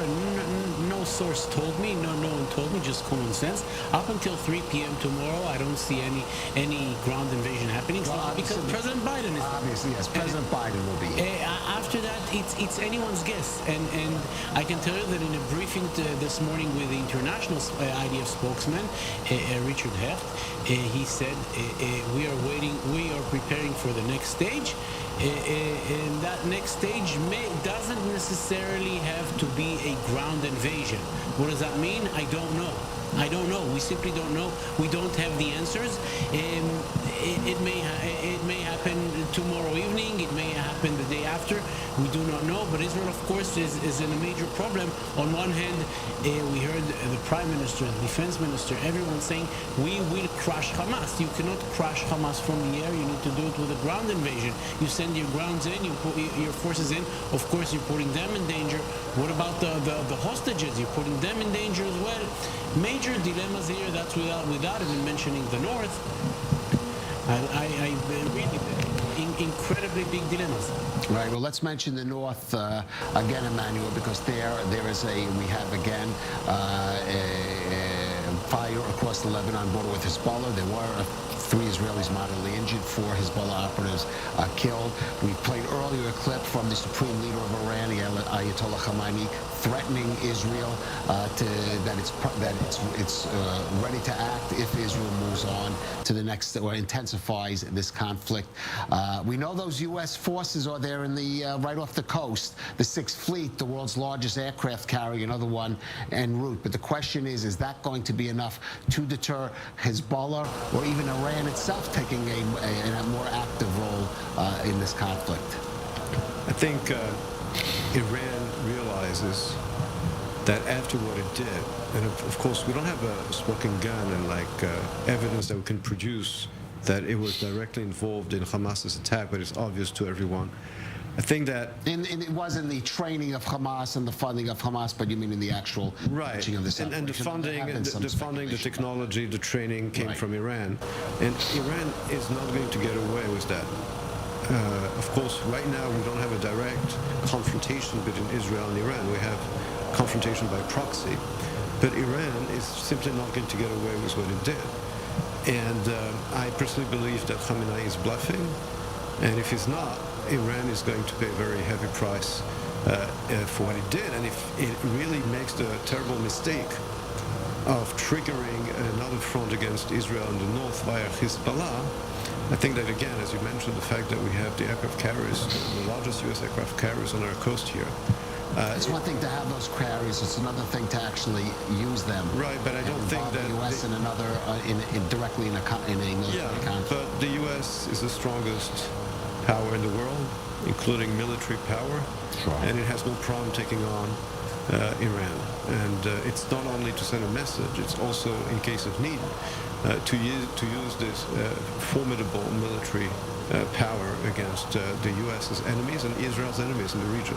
All right. Well, certainly that power is there in that just right off the coast there. Dr. Emmanuel Levon, thank you for joining us. Jonathan Regev, I want to ask you to stay with us, and please stay with us. We will be back in about a little over 3 minutes' time with more of our continuing coverage of as we coming to the close of day 11 of Israel's war against Hamas. Stay with us.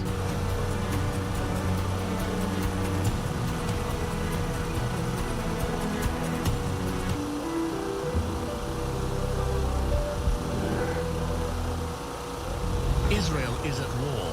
Make an investment in Israel bonds. It is the most powerful and direct way to stand with Israel. Visit israelbonds.com and invest now. Made for Me, a unique concept in Israel. Custom-made men's fashion to your measurements. Made for Me, designer of all your events. Schedule your appointment at www.madeforme.co.il.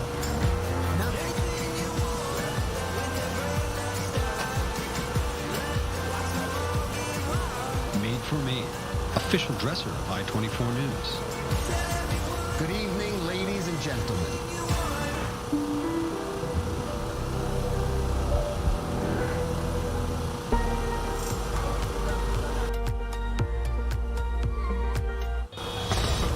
Israel is officially in a state of war. This is a very active scene, and we need to get in the car as we're talking. More than 100 soldiers and civilians have been kidnapped. Help us, we don't know what to do. We just don't know anything. Entire families, including babies and children and elderly, were butchered in their beds. Awaken the giant, and we are ready and we are strong. Everyone is showing up. This is the unity.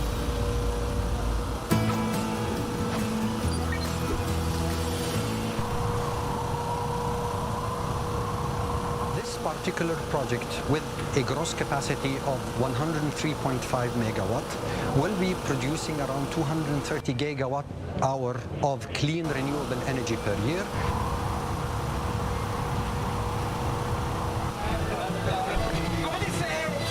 Salido aquí donde nos ven para clamar por la lluvia. Si en verdad en estos momentos el calentamiento global está afectando a Bolivia, y no solo a Bolivia, sino a todo el mundo entero, y nosotros necesitamos lluvia para los sembradíos. Quito Reserve, we have the right ingredients and we have to do the job. And then if we have the right ingredients and we do the job, the vaquita can be protected.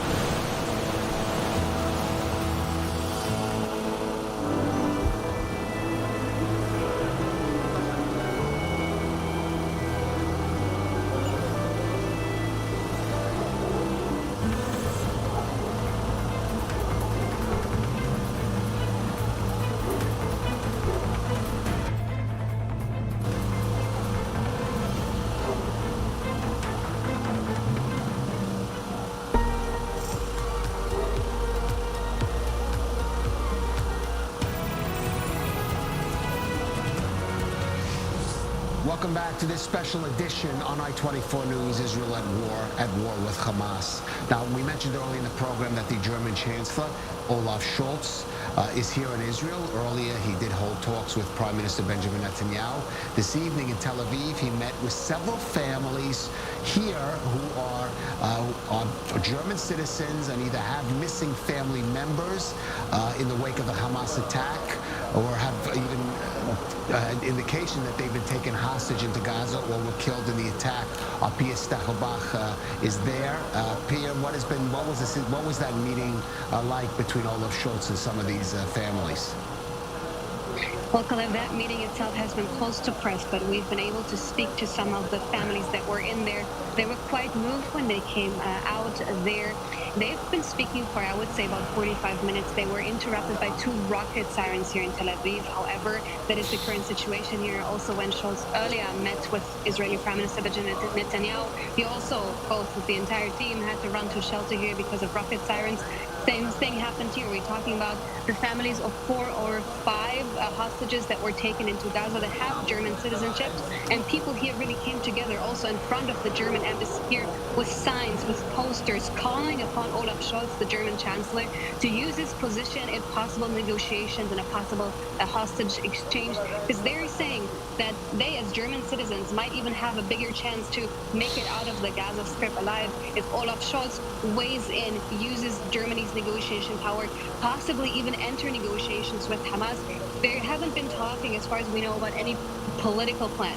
What the goal of this meeting here was to really show that the Israeli families here that have German citizenship really rely on Germany here. They have been even saying that this is Germany's responsibility arising from the Holocaust to now care and really make a statement here and show that this ironclad commitment that Germany and German politicians on and on keep emphasizing, Germany's self-understanding, is connected to really ensuring Israel's safety, to now actually show that they can have an impact making an effort in releasing these people.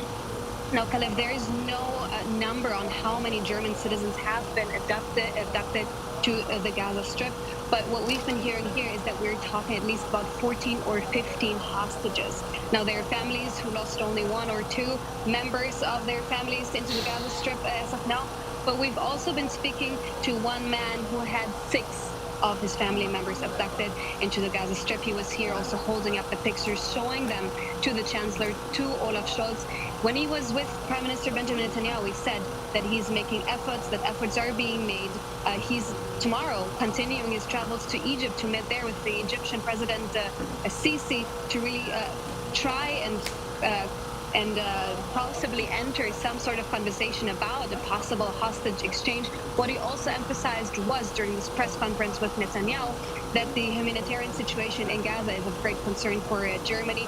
Now here, when he met with the families of the hostages, he really say that he seemed to have taken a lot of time to really hear the individual stories. What is now going on behind me is a press conference. Those families who have entered the conversation with Olaf Scholz are now holding a press briefing. There's also a lot of German journalists who came here today. They're telling their story, and really we have to say that many of them are making large efforts to especially reach the German press, reach the German media, to raise awareness also within the German public, because they really rely on Olaf Scholz coming here, making really also a statement with his visit. So only a couple of days ago, the German foreign minister was here. We had the chance to speak to one family, the family of Shani Luke, who was only in the beginning of the 20s, was abducted during the music festival that she attended in the south. Kalev, let's take a listen to what they told us. All unconfirmed information that we have is that she's seriously had injured and over the body also, and she's maybe taken care in a hospital in Gaza. We need to approve this, we need to search for her urgently, and we need to find her and take care of her. I believe that the same way the world is asking for a humanitarian, some kind of humanitarian access to the Palestinians, Scholz can ask in return to have an immediate humanitarian access of the Red Cross to the hostages, especially and first and foremost the ones injured and wounded. It is the Red Cross's main role. That is what they do. They go to visit hostages all over the world and supply medical care. We expect them to do so urgently. Since Shani, my niece, is a German citizen, I would ask and plead from Chancellor Scholz to do everything in his power and in his influence to make sure that Shani and the other hostages get medical help. And you know, Pia, I just should know, we earlier spoke with a young man whose half-brother, Danny Darlington, was killed. And with him, it was a kibbutz Rose, was his girlfriend, a German citizen, Carolyn Boll, who was just visiting in Israel. I mean, she just happened to be visiting here with her partner, happened to be in that kibbutz, killed on October 7th there. Pia Steckelbach here in Tel Aviv, thank you for that. Now, anyone who has seen the pictures of the hostages or the people taken into Gaza, that Shani Luke, if you've seen that pretty horrific picture, for example, or even that Hamas video of the kidnapped Maya Shem, has to be concerned about the medical condition and treatment of the hostages in Gaza. We heard of a young man talking about his father, his elderly father, needing medicine badly. Now, Professor Haggai Levine is an expert in public health. Now, we spoke with him frequently during the COVID crisis, but he has a new role in this crisis as head of the medical team for the hostages and missing families forum. Haggai, thank you for joining us. Sorry it's under these circumstances again. But tell us about what your particular role, your particular team is involved with. Must tell you, Kalev, it's unimaginable tragedies. And think about the hostages, innocent civilians taken from home or from party, including 9 months old baby, 85 years old woman with dementia and Parkinson, 12 years old child with autism. So we at the medical team, the Families Forum, try to give our part in ensuring that all the hostages return home safely and to keep their health. What we did, we met with the families, we met with the representative of the Red Cross, and I'm the liaison person for the Red Cross and in contact with them constantly. We collected the information from the families about the previous medical illnesses of them, and if they had any information about their injuries, and we compiled the scientific medical report which we submitted to the Red Cross and all around the world. For the world to know, you can see behind me, each one is a tragedy according to basic morality, according, what is here is crime against humanity, regardless of anything else. We need to ensure that all of them get medical treatment, and we need to ensure that the families get information about their beloved. It's really such a tragedy and so difficult for the families. And who could imagine what is going on with the hostages? Some of them need special drugs that are not available in Gaza. Well, let me ask you about that, because we've spoken to in a couple of cases. I spoke to family members who their loved ones are being believed to be held hostage, and they talked about already providing medicine prescriptions to the Red Cross and the specific ones in the hopes that they would get to the hostages. Is there a sort of procedure for that? The Red Cross is saying that that's not something they are, they have experience in that specific question, but we are ready. We collected the data on the drugs, and yes, we can bring the Red Cross and drugs. Of course, the current situation is very difficult. So the first thing to do, and now Hamas published this movie with Mia, and I met with Mia family today here in Tel Aviv. So what is Hamas must do? And we call all health professionals around the world, the World Health Organization, of course, the Red Cross, and everyone that got the leverage on the Hamas, specifically the leaders of the countries, and specifically Turkey, Saudi Arabia, and Qatar, to put a pressure on the Hamas to allow the very least that, to know what is the medical status, be examined by independent doctor, and to get information for the families.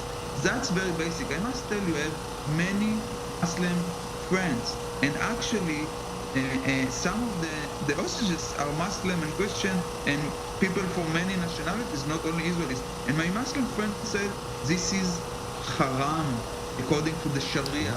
This is something that is not done in the Islamic religion law, because torturing hostages, and if you deny them from proper medical treatment, you torture them, this is something that is not done. So I call our viewers, please, if you know someone who knows someone, please deliver this message regardless of anything else. Release the hostages now, and for the very least, tell us, the Hamas, tell us what is going on with them, and make sure that they get proper medical treatment. All right, Professor Haggai Levine, thank you for joining us on I-24 News, and good luck. Thank you. Just to say, sure. Think it's your sister or brother or grandmother or grandfather or son or daughter. That's real people that are in misery, suffering, and life-threatening condition now. Please help us get them back. Thank you. All right, Haggai, thank you for joining us again on I-24 News. Jonathan, I want to go. There are some reports coming out in the Hebrew media. Again, what we know is there was an explosion of some kind, or at least it's being reported out of Gaza, at the Al-Ahli hospital. The Hamas-controlled health ministry is saying there are hundreds of casualties there. What are the reports we're hearing from, at least from the out of the Israeli media this evening? So first, the Hamas health ministry, let's remember, the Gaza health ministry, that's Hamas, and then they're very good at spreading propaganda, so we have to be careful with everything they're saying. The only fact that we know is that there was an explosion in a hospital in Gaza and people have been killed. At the beginning it was 500, 300, 200, I do not know. As it seems, and again, nothing is verified. Everything I'm saying now is unofficial, but out of reports and rumors. Israel is probably saying we did not act in that area. Therefore, this is not an Israeli act. There are also reports that Al Jazeera said that Israel told people to leave the hospital minutes before Israel fired. For that, Israel is saying loud and clear, this is a lie. This did not happen. We never told anyone to leave this hospital. As far as we're hearing, Israel did not act in that area. There are also a video surfacing, which I cannot verify at the minute, of a failed rocket launch by Hamas, which fell on the hospital. Right, I've seen arguments on social media about whether this is a new video or old video. Absolutely. We don't have any confirmation. Will that change the narrative on any side? The answer is absolutely not. If you support the Palestinian narrative, you will claim that this happened because of Israel, regardless of the question of if this happened because of Israel or because of a failed launch by Hamas. If you support the Israeli narrative, then you will say Hamas bombed their own hospitals, and as we probably know, the basement for that hospital, we just heard the guest here a few minutes ago saying that a normal hospital, the basement should serve as a parking lot. In Gaza, they serve as bunkers for rockets. People believe their narrative, and any action will probably not move them from their narrative. What we do know is that there was an explosion in the hospital in Gaza and people were killed. Israel probably not behind it. All right. I'll just point out that we've had previous instances of, for example, of civilians being killed. A very famous, well-known one, I should say, of many members of one family being killed on a beachfront in Gaza from the Palestinians claimed it was artillery firing. There was a months-long investigation of it. The army then saying that wasn't the case and that could have been a misguided Hamas rocket. So this is going to be an argument that's going to go back and forth there, even though, of course, as we said here, fighting in these kind of particular circumstances, there are going to be civilian casualties simply because Hamas uses the civilian population of the Gaza Strip as basically as a shield. And often will fire rockets from air-sensitive areas like schools or hospitals. And in their weakest places, in hospitals, in schools, in welfare places, this is exactly where they're hiding their missiles, understanding very well that if Israel comes in and attacks those places, because these are where this is the places where missiles and rockets are stored, then there will be hundreds and hundreds of civilian casualties. This probably is not the case this time. As it seems, Israel is not behind this attack, but we have to wait for more verified information. All right. Okay. Well, this is one of the things, but this is going to put this will put again. This is going to come up, whether right or wrong, certainly in the discussions that are going to be happening with President Biden, who's due here tomorrow, and Benjamin Netanyahu, and it's going to have to be added in the equation that the IDF makes as it looks at what its potential timetable is going to be to carry out its operation. Yes, we've been speaking here in the studio that the international community, at least the leaders of the international community, are still supporting Israel. But that clock is already ticking, and we know that if in the first few days Israel was still getting sympathy throughout the world because of the terrible atrocities and terrible images that came from the Israeli side, as soon as bombing begins in Gaza and eventually the numbers of dead people on the other side will rise and civilians will be killed on the other side, then criticism will come upon Israel. Regardless of the question who's behind this, the criticism will most probably lay on one side, even if Hamas is the one that fired the rocket. I don't want to go back to our Pierre-Claude Chandler down in Stair Road, because Pierre, you more than any of us here at the station, I think you've spent the most time down there in the south. You've been looking around at the military buildup that's been going on in that area. There's going to be increasing pressure. Some of this news we're hearing out of the Gaza Strip this evening on Israel, on its air operation. I mean, what is your impression of how ready or not is the IDF to move to the next phase of their operation, of their offensive against Hamas? It's difficult to know. I don't think that we've seen the scale of deployment of ground forces on staging grounds around Gaza to such an extent that the ground operation is imminent. Benjamin Netanyahu spoke earlier about a few days, maybe a week. We know that many soldiers are still training. We know that soldiers still do not have all the equipment needed to enter the Gaza Strip, such as protective vests. We've seen a deployment, mostly of armored vehicles, in certain localities and fields near the Gaza Strip. We haven't seen infantry forces, for instance. those who will go and accompany the armored vehicle. So I don't think that it's imminent in terms of hours. I think it could be imminent in terms of days. Now, what's happened in the El Ahly hospital 2 hours ago has already some sort of influence here. There hasn't been any rocket alert on Sderot, and earlier on there were. We do not hear explosions emanating from the Gaza Strip that would suggest that the Israeli Air Force is bombing targets inside the Gaza Strip. Right now, we only rely on the Palestinian Ministry of Health, which is basically a Hamas ministry, and they mentioned 500 dead in that hospital. That would be a massacre. But the army is checking, and right now, 2 hours have passed, the army is still checking. They're checking thoroughly because if it was not an airstrike, remember a couple of hours ago, Israel was in the midst of a large-scale rocket alert in retaliation to the killing of one of the top 5 Hamas commanders in the Gaza Strip, Ayman Nofal, who was the commander of the Izzadin al-Qassam terrorist brigades in the central sector of the Gaza Strip. That provoked a lot of retaliation, including in Sderot, where there were 12 impacts, according to the municipality, 12 direct impacts on residential buildings,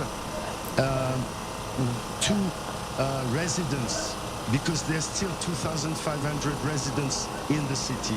2 residents were lightly wounded, and the mayor has urged the residents to leave and has urged the government to budgetize the evacuation of all the residents of Sderot, not just for 1 week, as it is right now, but until the 14th of November.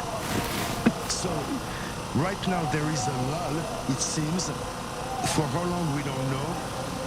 But it seems that what happened at the Al Ahly hospital, if it was a bombing or a rocket that was misfired and hit an ammunition depot nearby the hospital or on hospital ground, we don't know yet. The army, the Israeli army, is still checking at this moment, and the lull right now is continuing. All right, Bertolt Schambler there in Sderot. Thank you for that. We're going to look at another aspect of this conflict. The rabbinical leadership of Israel's ultra-Orthodox religious sector, which is known here as the Haredim, firmly opposed the community's young people doing military service, making its relations with the IDF and its soldiers sometimes a frequently tense one. But as Uri Shapira and Emily Francis report, Kikar HaShabbat, which is one of the leading Haredi media outlets, has launched an initiative to get its readers to assist IDF soldiers and residents of the South. Let's take a look at that. In a small but packed room close to the entrance to Jerusalem, a new headquarters has been built. As opposed to other initiatives of civilian volunteers, this one is fully operated by ultra-Orthodox Jews, also known as Haredim. Once the war started, Sunday came, I felt I can't do anything. I want to feel like I'm a part of it. I can't stay at home. So we decided to go down and bring another point of view. We went with my camera crew, with our team, and we wanted to follow the civil help of what's happening. People will start donating blood. People wanted to open operations of helping other people, and we saw that a lot of the systems here are just falling apart. Everyone was in shock. Nothing really worked, and we were starting to think, how can we help? One of the leaders in this unit is journalist Yishai Cohen, a well-known figure in the Haredi world. He recruited his team of Kikar HaShabbat, one of the leading media outlets in the ultra-Orthodox community. We recognize from the field that something happens to the Haredi sector, something that never happened before. Mothers and yeshiva students of the ultra-Orthodox world want to volunteer and help the soldiers. And I'm not talking about 25,000 ultra-Orthodox who asked to join the army. For example, I saw ultra-Orthodox students bringing food to the control center. They talked with some of the soldiers, including people from the anti-judicial reform protest. They argued with them, but they also worked together. At that moment, I said to myself that this dispute between us will continue. We won't agree with each other the day after the war, but this argument will look different. According to an official in Kikar HaShabbat Control Unit, one of the wings here is dedicated to ultra-Orthodox people who want to join the fighting forces. Everybody knows that this scenario, that ultra-Orthodox men may have to protect the country, is possible because they could be the ones left in Haredi cities or even in mixed cities. So we need to train them. We have 3 degrees of training: for non-armed men, for armed men who never used a weapon, and for those who want to start learning to carry a weapon and to protect their home, their community, and their cities. Other missions consist of donations of food and supplies, deliveries, and helping people on the ground. We have now over 4,000 volunteers that are active. Under it, we could see a pie chart of all the types of requests that we're getting and we're dealing with. We have logistical requests, we have visiting sick people, donating blood. It's all divided over here. And I'll just go down over here. You could see a map all over Israel. Where the volunteers located, in what cities, and where the requests are. According to Professor Nahumi Yaffe of Tel Aviv University, who is researching the ultra-Orthodox community, this may be a turning point in the complicated relations between secular and ultra-Orthodox Jews. A vast majority of ultra-Orthodox doesn't serve in the IDF. The past is in the past. There is new horizons for the Haredi community as part of the Israeli civic society, and in Israel there is going to be some substantial changes, and we will see a different attitude of Haredim who want to be part of whatever it means to be citizens. So yes, to being part of the labor market, yes, for having a better schooling system, and eventually, yes, for being part of the army. This is not the only volunteer project in the Haredi society, and we could definitely see a transition in what once was considered a closed, remote community of Israel. Just coming to the end of this particular broadcast, of my broadcast, there's a couple of updates. There are reports, a Palestinian official telling Reuters that Mahmoud Abbas will not take part in that summit with President Biden in Amman, in Jordan, tomorrow. This is following this report of this hospital, explosion in this hospital in the Gaza Strip. We don't have confirmation on that, but this is definitely an announcement. Israel's National Security Headquarters has told all issued the highest travel warning possible for Israelis in Turkey. Basically, it's called all Israelis staying in Turkey must leave as soon as possible. And also a travel warning to Morocco. Also telling Israelis to go there to take increased precautions. That is this particular broadcast. Stay with us, though. Eli Hochenberg will be following me with continued coverage of Israel's war against Hamas as Day 11 draws to a close. Thanks for joining us.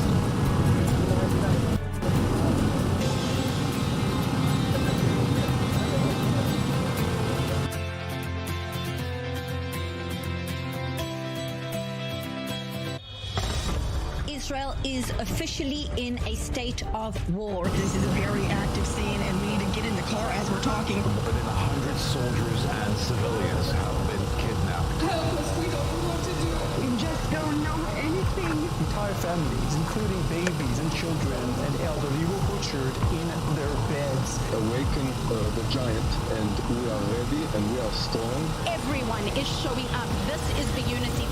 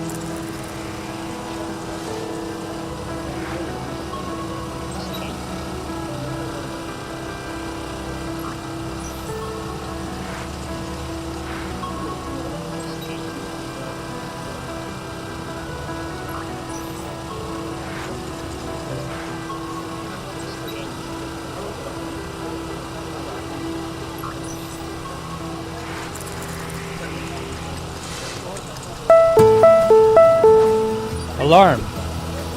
Ashkelon Southern Industrial Zone. This particular project, with a gross capacity of 103.5 megawatt, will be producing around 230 gigawatt hours Ben Zakai, Yavne, Kfar Hanagid.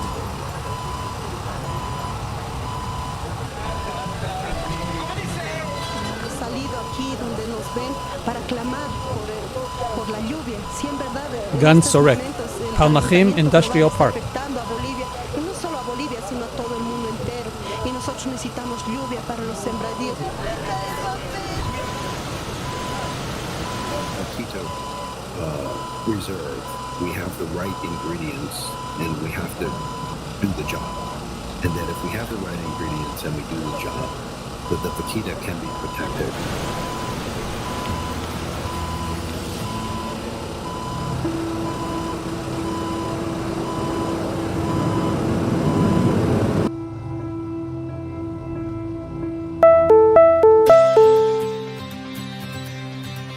בני עטרות, יהוד מונוסון, סביון, בארות יצחק, מגשימים, נופך, רינתיה, נחלים, מזור.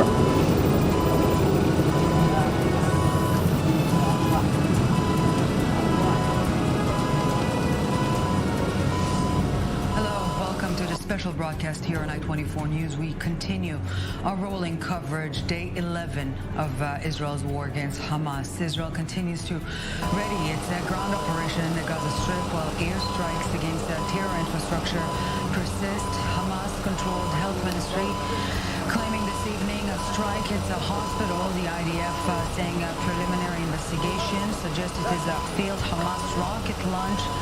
Hundreds reportedly killed. In the West Bank, rage protests are currently underway. Meanwhile, the diplomatic train continues. German Chancellor Olaf Scholz meeting Israeli Premier Benjamin Netanyahu today, who dubbed Hamas as the new Nazis. The National Security Council this hour warning all Israelis to leave Turkey immediately.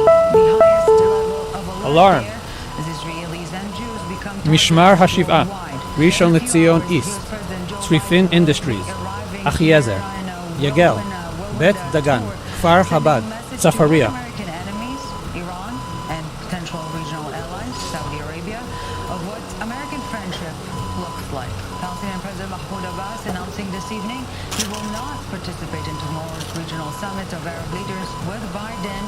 And as the war is nearing its next phase, maybe it's important to remind us all, what is it all about? It's not a war over territory or politics. It's a war over the human soul, a war against those who are trying to plant seeds of hate on all sides, a war against those who want to diminish faith in humanity. And we begin our broadcast by heading up north, checking the polls there, I-24 News. Correspondent Hamda Salhout with the I-24 News team there. Hamda, there's poking, there's provocation. Question being, is Hezbollah pushing for more?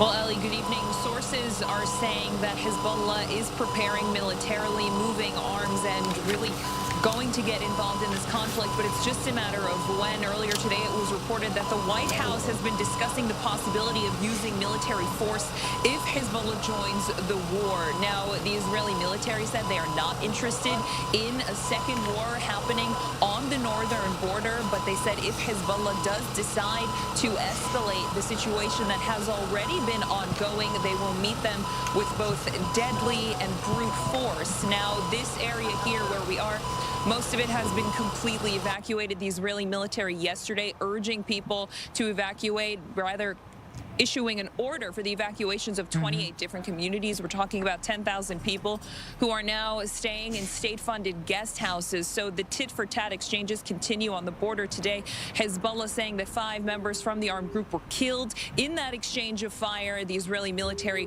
retaliating, striking Hezbollah posts inside Lebanese territory. But for now, this evening, it seems to be all quiet on the northern front.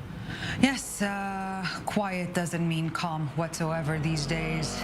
All fronts on the highest alert possible. Hamda Salhout, I-24 News correspondent, thank you very much for this, Hamda. And joining us now in studio, defense and government commentator, Mr. Amir Oren. Mr. Oren, thank you so very much for joining us on this broadcast. Well, we do want to begin on the northern front. Diplomatic sources both here in the Middle East and in the U.S. are confirming that they're noticing Hezbollah's preparation of its military infrastructure, let it be rocket launchers, etc., but that the final nod will or will not arrive from Tehran.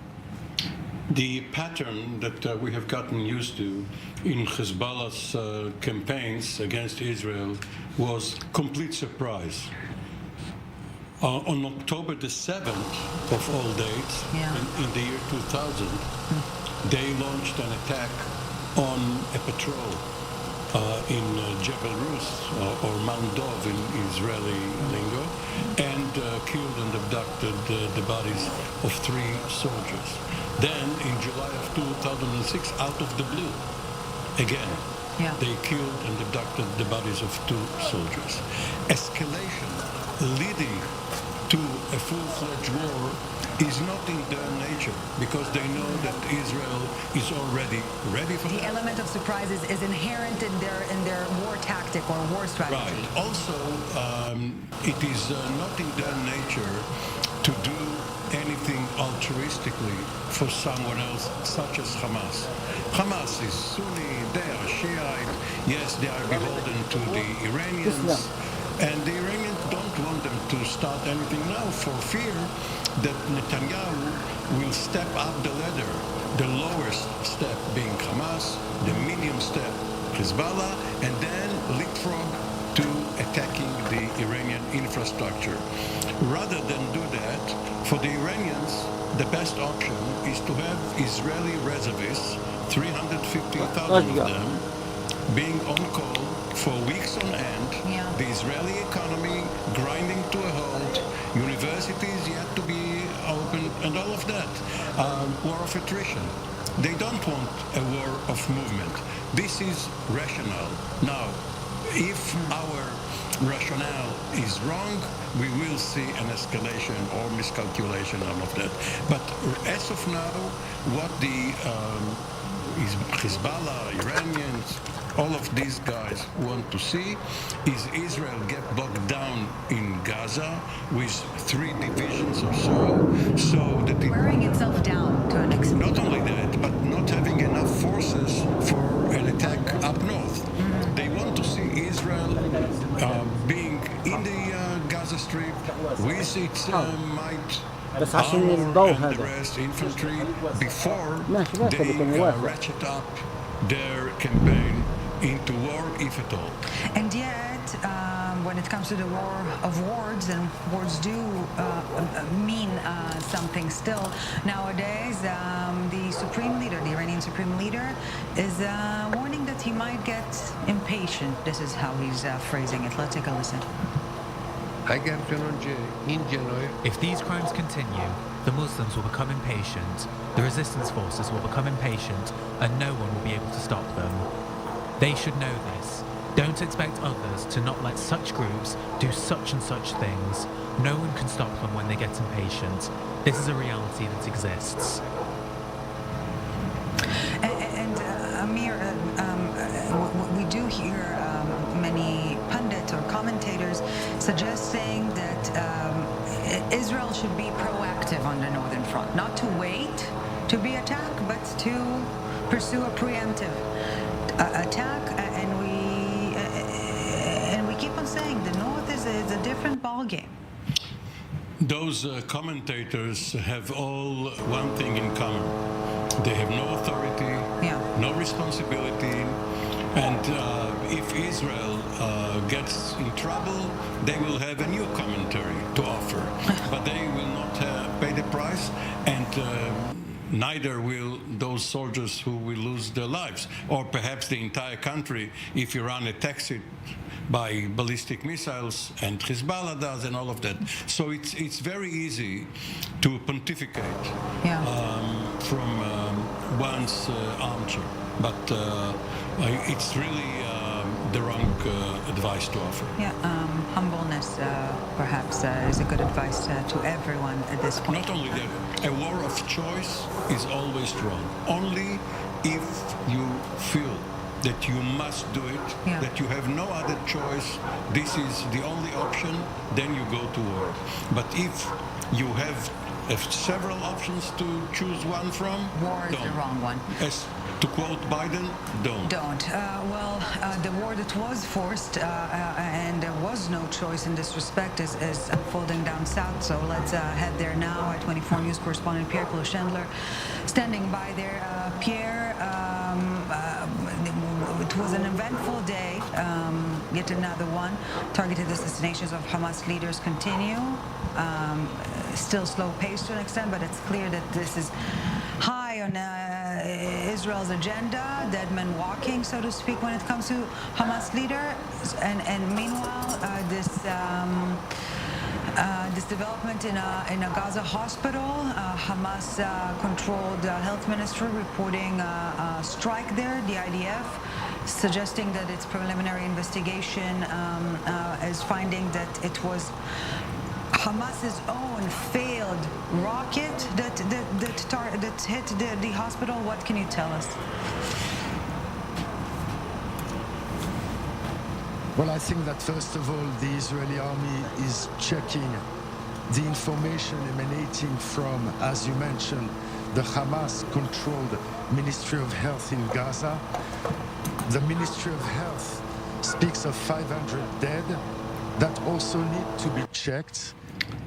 If that is the case, obviously it's a massacre, whether it is from a misfired rocket on an ammunition depot that could be next to or underneath the El Ali hospital, or if it is an Israeli airstrike. Right now, the army, 2 hours or even more after the incident, is still checking thoroughly because its credibility is at stake, obviously, and it doesn't want to react and speak about pointing fingers at this moment without having the evidence. The government of Egypt has already pointed the finger, saying that this is an Israeli airstrike without really verifying what's going on. So it takes time. Right now, there's been a new flurry of rockets in the direction of the center of the city, of the country. Here, there is a lull in the rocket strikes on Sderot, for instance. There were quite a lot between 4 and 7 in the evening. 12 direct impact on residential buildings, 2 people lightly wounded. Most of the population, 85%, something like 28,000 people have been evacuated, but there remain about 2,500 people that are still in the city of Sderot. The mayor, Alon Davidi, is urging the remaining citizens to leave the place, and at the same time urges the Israeli government to budgetize this evacuation until the 14th of November and not for only a week as it's been budgetized until now. Again, that's what I can say at this moment. Tens of thousands, hundreds of thousands of Israelis from south and north are displaced in their own country, refugees to an extent. Definitely something that we will continue to address the coming days and the coming weeks, the coming months. I-24 News, Pierre Chandler, thank you very much for this. Still with us here in studio, Amir Oren. This is in parallel to what happens in Gaza. Right. The term displaced, the term displaced is relevant to both sides of the divide. Amir, perhaps a brief comment on your end on this developing issue with the hospital. Yes, it's really unclear why it takes so much time for the IDF to find out and then announce whether or not there was any Air Force activity in that area. In that area. If there was, another inquiry should focus on whether anything went wrong. And also the upsetting question on whether it matters even. It matters, but because it's not beyond Hamas to announce that Israel has done it, even if it was a failed launch. But we have seen in previous wars and campaigns that sometimes civilians try to hide below hospitals and the like in the false belief that they are safe there, and unfortunately, even without, of course, any intention on anyone's side, it happens. But if it did happen the way it is now being reported, this may change the entire course of the campaign. Yes, and as we speak, reports of rioting outside of the Israeli embassy in Amman and Jordan, where U.S. President Joe Biden is expected to... And in Ramallah, there are demonstrations. Exactly. So against the unnecessary, we're seeing now live pictures from Ramallah of these riots currently unfolding. The unneeded match to ignite an even greater fire. All right. We knew it was coming. We knew it's part of the vile game plan. Hamas releasing the first clip showing an Israeli hostage being held by the terror group in the Gaza Strip. As it said, some 200 to 250 captives are held by them, not even counting dozens others that might be held by Palestinian Islamic Jihad or Gazan civilians. The short video showing 21-year-old Mia Shen kidnapped by Hamas terrorists at the music festival in Reim, where over 260 peace-seeking youngsters were massacred on October 7th. The video obviously manipulated and orchestrated to benefit Hamas's interest. According to the New York Times, by the way, according to their metadata analysis, it was filmed about a week ago even. Mia's mother, who hold a French citizenship alongside this Israeli one, is begging, help me bring back my baby. Yesterday, I saw my baby on television. I saw she's alive, and I saw that she was. I heard before rumors that she was shot in the shoulder or in the leg. So I can see she was shot in her shoulder. I see she had an operation. She looks very terrified. She looks like she's in big pain. And I can see that she's saying what they tell her to say, but I can see that she's stable. And I can see she needs medical care. And I didn't know she's dead or alive until yesterday. All I knew is that she might be kidnapped. I'm begging the world to bring my baby back home. She only went to a party, to a festival party, to have some fun. And now she's in Gaza. And she's not the only one. There are many children who went to this party. There are many babies and children and old people and Holocaust survivors that were kidnapped, that their houses were burned.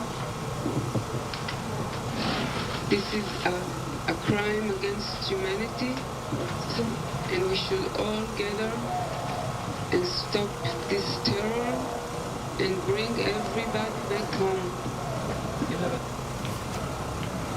Of course, Maya was filmed last week because she says, I came here Saturday morning, not last Saturday.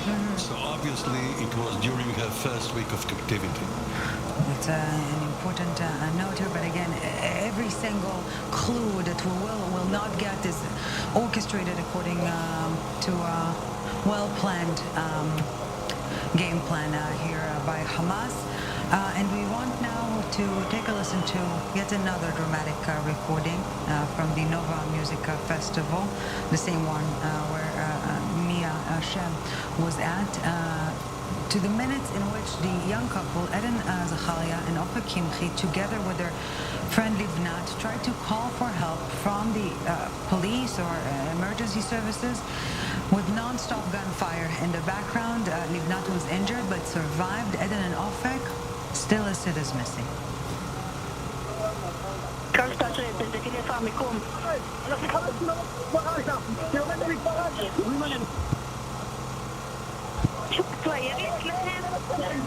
אוקיי, כרגע יש דימום, יש תענו לי, יש דימום פתוח. הם באים לפה עכשיו. מי זה הם? הם באים לפה, היורים. היורים? כן. אוקיי, תקשיבו, תעלו לרכב ותיסעו מהשער. הרכב שלהם לא תקין, הרכב שלהם לא תקין. הרכב לא תקין. אוקיי, יש לכם מקום להסתתר, מקום להיות שם? לא. We want to turn now live to Ilan Zacharia, the uncle of missing Eden. Ilan, I'm sure that no matter how many times you've heard this recording, it is chilling every time anew. How are you holding up? Thank you for your sympathy. It's very, very difficult. Very difficult.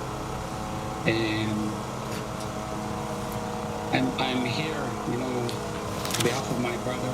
I'm speaking from his throat. He is unable to talk, so I'm taking the front in this case. He's devastated because of the situation. And we are hearing this recording every day, several times every day, and it's difficult. It's very, very difficult. Eden went to party with our friends on 6th of October, and then the 7th of October, in the morning of the 7th of October, they were on their way home back from the party. They didn't really, wanted to stay. They exhausted the party.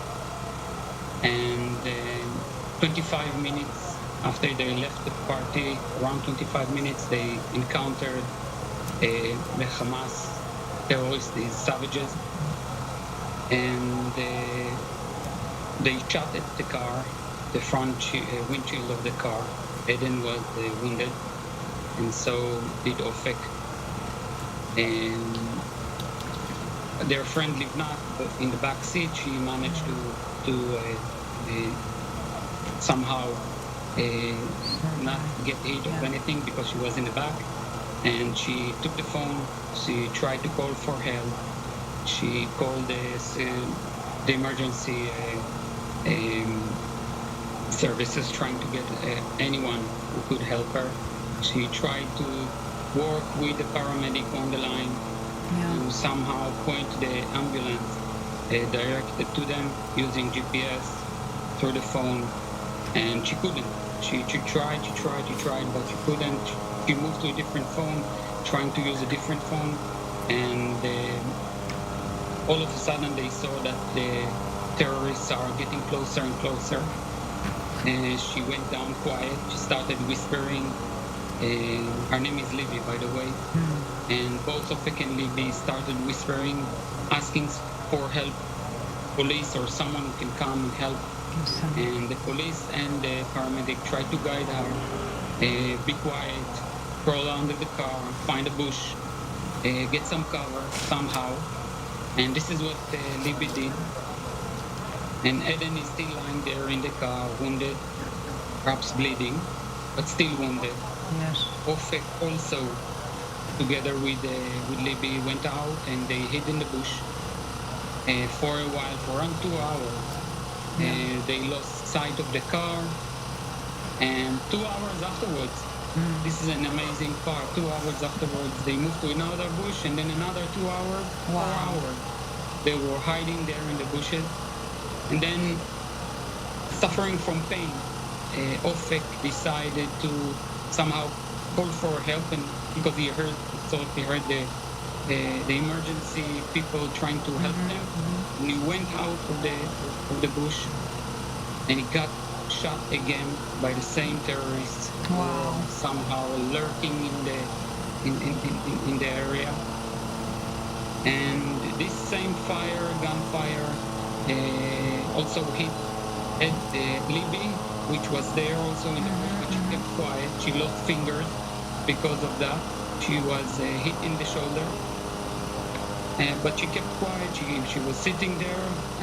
You know, Ilan, it's amazing. We're hearing all those stories, and it's striking how a decision in a split second was literally making the difference between a life to death here. That, as you've said, they chose to leave early. They were already on their way out, so there was no right or wrong here. Everything was so chaotic that every decision led to a different hellish situation. And you know, Ilana, we were speaking with another aching family member yesterday, whose sister is still defined missing, similarly to your Eden. And I keep on wondering, in this hell of a choice between horrible and more horrible, certainty or uncertainty at this point in time, what is preferable? Depending who you're asking. Yeah. You're asking me. I don't want to hear the knock on the door. Yeah. Eden is an extremely smart, full of life woman that is taken after celebrating with our friends, celebrating life, celebrating freedom, celebrating, and it's amazing to see to what level these people can go down to. Kidnapping women, children, beheadings. I don't know where all of this is coming from. Where did all of this grew up? These people. I know I'm a father for three boys, 2 boys and a girl myself. I'm teaching my children to excel in school, to become better at everything that they do, to be contributors to the community, to the world, to be Nobel Prizer. What? Who grows his child to become such a terrible, horrific killer? Where is this coming from? I don't know, Ilan. Honestly, I don't know. There is a line in the sand here now. There is societies, there are nations, democratic, free nations, and there is this ISIS, Hamas. We cannot live together. It will not stay like that. We will make sure that it will not stay like that. We will come out of this misery, of these ashes, and we will strike back, just like we did in the past. We'll do it again, and we'll rise up. We are not going to give up. This is the only country we have. That's our home. We're not going anywhere. And what I'm asking from the Red Cross is to go to the kidnapped people, the live, the dead, and bring us the status, the situation. This is by law, international law. They have to give it. They have to do it. Ilan, what can I tell you? As we've said at the beginning of the broadcast, it is a war against those who are trying to diminish faith in humanity, and the only response to that will be life. And all throughout our conversation now, we're seeing pictures of your niece, of Eden, smiling, loving, surrounded by dogs. She loves yeah, and hopefully she will be back with you sooner rather than later, with this big smile on her face. We're sending a big hug from here to you, to your brother, to the rest of the aching family. And yes, life will beat hatred and death. Thank you very much for speaking with us, Ilan. All right, and as war is everywhere, and everywhere is war at this point in time, everything is being weaponized. First and foremost, our extra limp, if you will, our phones, right? James Spiro, journalist and editor at CTAC, is joining us. James, thank you very much for joining us. So I would first like to talk about the hundreds, thousands of phones that belong to those who were slaughtered or kidnapped by Hamas. And Hamas is now using those phones, surprise, surprise, maliciously, obviously. What are the dangers here? What can they do with them, with those phones? So Hamas has come into possession of hundreds, if not thousands, of mobile phones. Traditionally, mobile phones had password protections. In recent years, password protection has become facial recognitions or fingerprints. Now, that's all well and good if your phone gets stolen or lost or misplaced. But when the victim is kidnapped by these terrorists, and I will call them terrorists, I know that plenty of media around the world won't call Hamas terrorists, but I'm going to be calling them that. There's no other way. When they, yeah, quite right. When they take these victims and their mobile phones, they can so easily access them. And the repercussions of this are extraordinary. So on a personal level, they can quite simply log into one of their victims' bank accounts, online banking. They have two-factor authentication. They can transfer money to themselves or anyone else overseas. They can play around with their utilities. On a broader level, they can access WhatsApp groups, social media groups, or emails or Slack messages from, if they work in tech, these can be high-tech companies that they can access sensitive information. They can access IDF groups, reservist groups. They can access army information. They can really get their eyes and their ears on knowledge that really shouldn't be anywhere near them. The third thing they can do, which I think is the most nefarious, is they can call and taunt the families of these victims. Now, we know that Hamas, when they went in and committed their atrocious crimes, we know that they filmed them and uploaded them onto social media platforms for their families to see.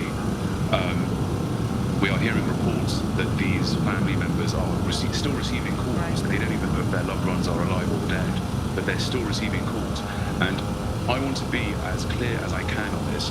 Hamas is committing physical torture on its victims and technological torture on the families of its victims. These are digital war crimes. 100% to technological torture. This is the right way to put it. And meanwhile, cyber attacks and all other online malware maneuvers are as on as it gets. How can we secure ourselves? WhatsApp, those smart security cameras at home even, it is all exposed. Yeah, so on one front, we shouldn't be doing anything different from what we're doing, what we should already have been doing. So that is using very strong passwords, two-factor authentication when you can. Don't click on any nefarious links or any foreign links that you maybe don't recognize. Those are all quite traditional ways to protect yourselves against cyber attacks. Sadly, the situation here is because of the sensitivity of the information that the victims are involved in, whether that's company messages, like I said, or emails or family group chats, the admins of these groups are in the absolutely terrible position where the safest thing they can do is remove the phone numbers of the dead or kidnapped or missing people from their family WhatsApp groups or their company Slacks or any way that they can access information. The safest thing they can do is remove them, and I can think of no harder thing for a parent to do while their child is missing or dead than to remove them from a family group chat in the nature of security. It's just that the level of cruelty to this really knows no bounds, and I think I share the sentiment with the rest of the country and the world by absolutely sharing disgust for what these people are capable of. Yeah, James Spiro, everything is being utilized in this vile attack on Israel and Israelis, Israeli civilians. And the world, by the way, because it's 40 nationals, more than 200 people have been kidnapped, and it's from 40 different countries around the world. This is a global outrage. At least it should be. Light versus darkness, good versus evil. The line could not be any clearer. Thank you very much, James Spiro, editor and journalist at CTech. Thank you very much for this. We want to cross now to IDF spokesperson Olivier Rafovich. We know that initial investigation of the IDF suggests that this attack, this strike, rather, that hit the hospital in Gaza. Hamas-controlled health ministry reporting hundreds might have been killed there. The IDF investigation is suggesting it was Hamas's own failed rocket launch that triggered this attack, this explosion. What can you tell us? Good evening. First of all, Hamas is not at all any reliable source of information. We talk about a terrorist group lying all the time, trying to influence the public opinion all the time. So we have to be more than careful when Hamas people speak about what's going on. That's number one. Number two, the Israeli army, the IDF and the Israeli Air Force are not targeting in any way the Gazan hospital. It's not a target in any sense and in any way. Number three, we are now checking very seriously, very accurately, the possibility of what we call failed launching of missiles. The last conflict, 1/3 of the missiles launched by the terrorist group fall within the Gaza Strip, killing people, killing also children. And every time, actually, we were accusing the Israeli army to be responsible for the killing. So this time, I would say, in the middle of this war situation, where Hamas is actually trying to make people, make the community, the world community, make them forget the massacre that they committed 10 days ago, I would say, and I would convey a clear message to all the information and journalist group in the world. Let's be very careful before you give any information. Hamas is not reliable for now. And I also want to say that they are actually playing with their own Palestinian lives during all these days of conflict. So more than that, when we say many times that we ask people to evacuate from the north part of Gaza City to the south, we actually try to block and they block many people in order to make them remain a human shield. So altogether, we are trying now to provide material, and when we have everything, we will release it to the world press. Colonel Olivier Rafovich, thank you very much for joining us. Amir Oren is still with us here in the studio. Colonel Rafovich mentioned the pleas of the IDF for Gazan residents of the northern part of the Strip to move south, something that Egypt immediately voiced an uproar against. And today it is getting clearer. Not Egypt, not Jordan are willing to accept even one Palestinian from the Gaza Strip. Yes, we have known it for many years, even when Egypt had military rule over Gaza. It wouldn't annex it, it wouldn't give the Palestinians control it, yes, equal rights, and it doesn't want them in northern Sinai, nor does Jordan, which has a majority of Palestinians in the East Bank.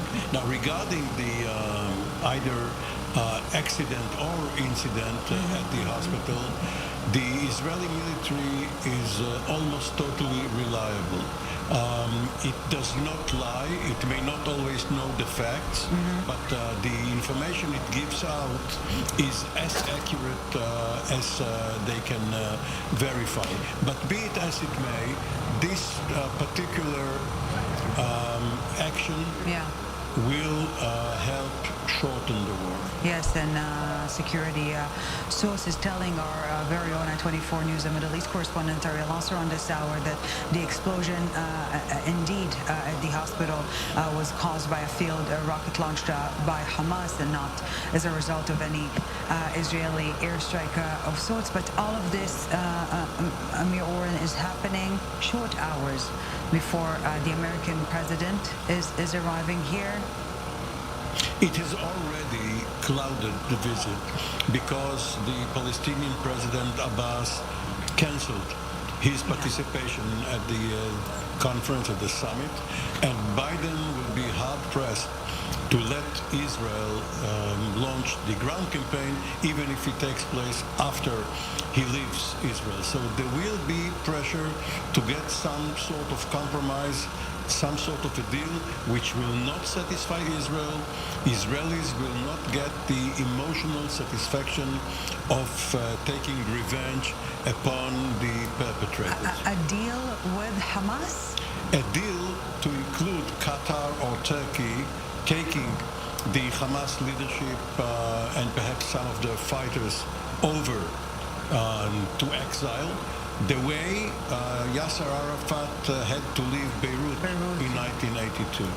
So, and you're talking on such a framework of a deal that what else that will nix the need of a ground operation? Yes, but it doesn't mean that Israel will cancel its military plans altogether.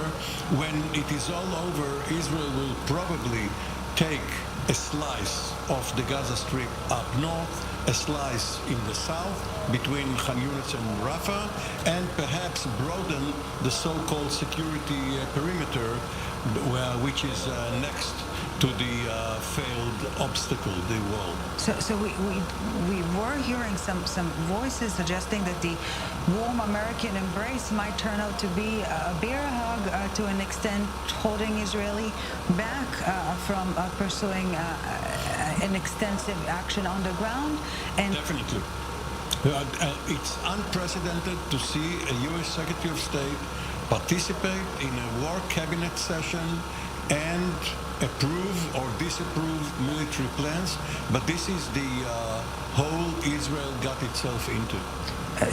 Speaking of, let's take a listen to U.S. Secretary of State Antony Blinken, who had to rush to shelter today as part of his yet another visit here in Israel.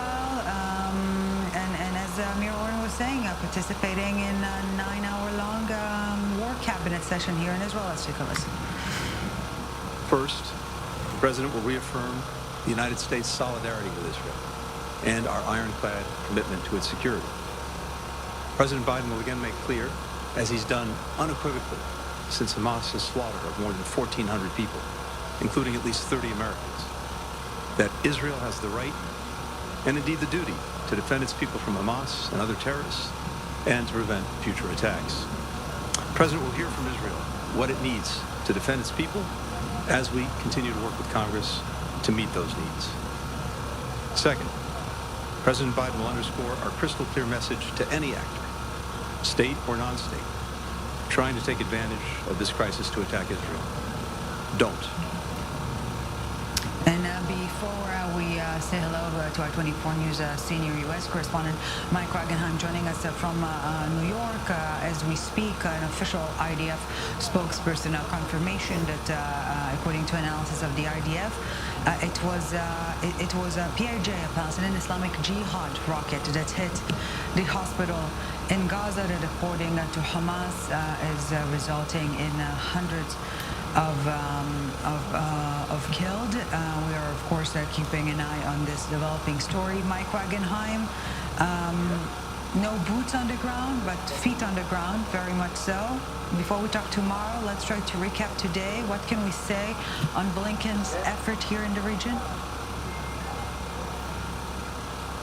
Well, whatever progress he might have made might have gone up in smoke with the bombing of the hospital there in Gaza. It's triggered tensions, it's triggered anger, obviously, on the streets of Amman. We're seeing protests in Ramallah as well.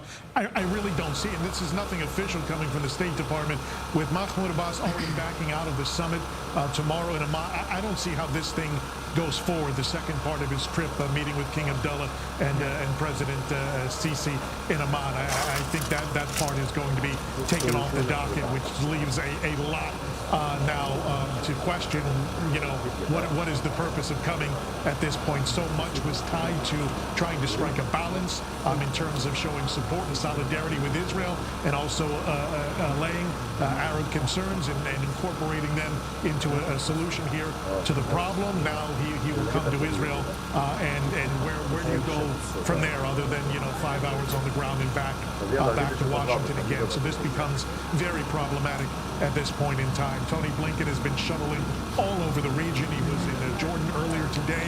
We just learned many of his staff that have accompanied him are still in Amman right now, monitoring the situation as we see Jordanians storming the Israeli embassy there. He's now back in Israel meeting once again, but obviously the developments of the last couple of hours really throw a whole lot of wrenches into the works here in terms of President Biden's upcoming visit.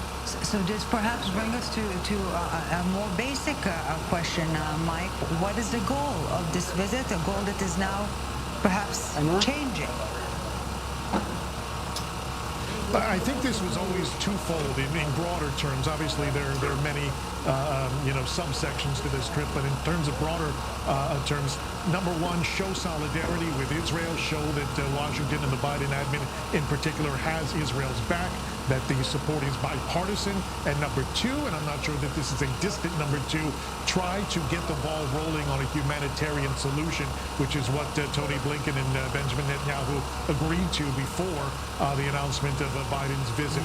Not just something in theory, but really hammer out details of what a humanitarian solution might look like here, not just in 2-3 weeks, but right now. I think that's the key for Biden. Don't leave until there's something down on paper. And I think if you're looking for a C, Biden is apparently going to meet with the War Cabinet to understand exactly what Israel's military objectives are and how they're going to go about it here. And I think that's a component that might get lost a little bit here. Biden almost seems like he timed out this trip to put the brakes on an Israeli military operation to better understand what might be coming up down the road here, especially with a building U.S. presence in the region here. So I think that will be critical to really understand how things move forward from the time he takes off for Washington to the coming days and weeks. And Mike, briefly before we let you go, talk to us just a bit about what's going on Capitol Hill, and also when we're talking about the American public, is the administration stands representing the street or the corridors of Capitol Hill? I think for the most part, and I think what's going on Capitol Hill right now is promising in the short term. There really appears to be incredible bipartisan support right now for Israel. 99 out of 100 senators, including all 51 on the Democratic side, signed a resolution in support of Israel today and condemning Hamas. There's bipartisan support in terms of condemning Iran and possibly freezing the $6 billion in oil revenue that was recently transferred to Qatar. Every resolution, every bill you look at really seems to have pretty broad bipartisan support. That's always the case, though, it seems, at the beginning of a military operation. As time drags along and more casualties are racked up, that support, especially on the left, tends to dwindle. I think that's what Biden is most concerned about, which is why the high emphasis on the humanitarian situation. I-24 News senior U.S. correspondent Mike Wagenheim from New York. Thank you very much for this. Mike, obviously keeping close tabs on the Biden visit here tomorrow. Amir Oren, if the American objectives might be changing now due to the events on the ground, can we identify the Israeli objectives of this visit? The Israeli objectives are subject to American approval, and the American objective is to contain, restrain, and maintain their policy in the Middle East. But once heart goes to Joe Biden, poor Joe Biden, who will tomorrow have to meet with Itamar Ben-Gvir and Bezalel Smotrich, members of the War Cabinet. Of the expanded War Cabinet. Perhaps he will meet only the top 5, 6. How many are they? Amir Oren, defense and government analyst, thank you very much for joining us on this broadcast. And the German Chancellor, Olaf Scholz, was here today as part of this diplomatic train that doesn't stop. But in Europe, the return of Islamist terrorism to all European nations. This is the alarm sounded today by French President Emmanuel Macron. But is anyone listening? Joe Brown with more. Terror in the Middle East, spilling over into terror into Europe, and a chilling sense of deja vu from recent history. In Brussels on Monday night, 2 Swedish nationals were killed and 1 other was injured after a gunman opened fire in the Belgian capital ahead of the European Soccer Championship qualifying match between Belgium and Sweden. The perpetrator, a 45-year-old Tunisian immigrant who was previously flagged by authorities as being radicalized, was killed by police the following morning.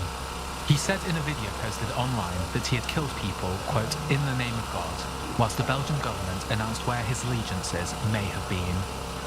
The man claimed to be inspired by the Islamic State. In the same statement, the Swedish nationality of the victims was mentioned as the possible motive for the attack.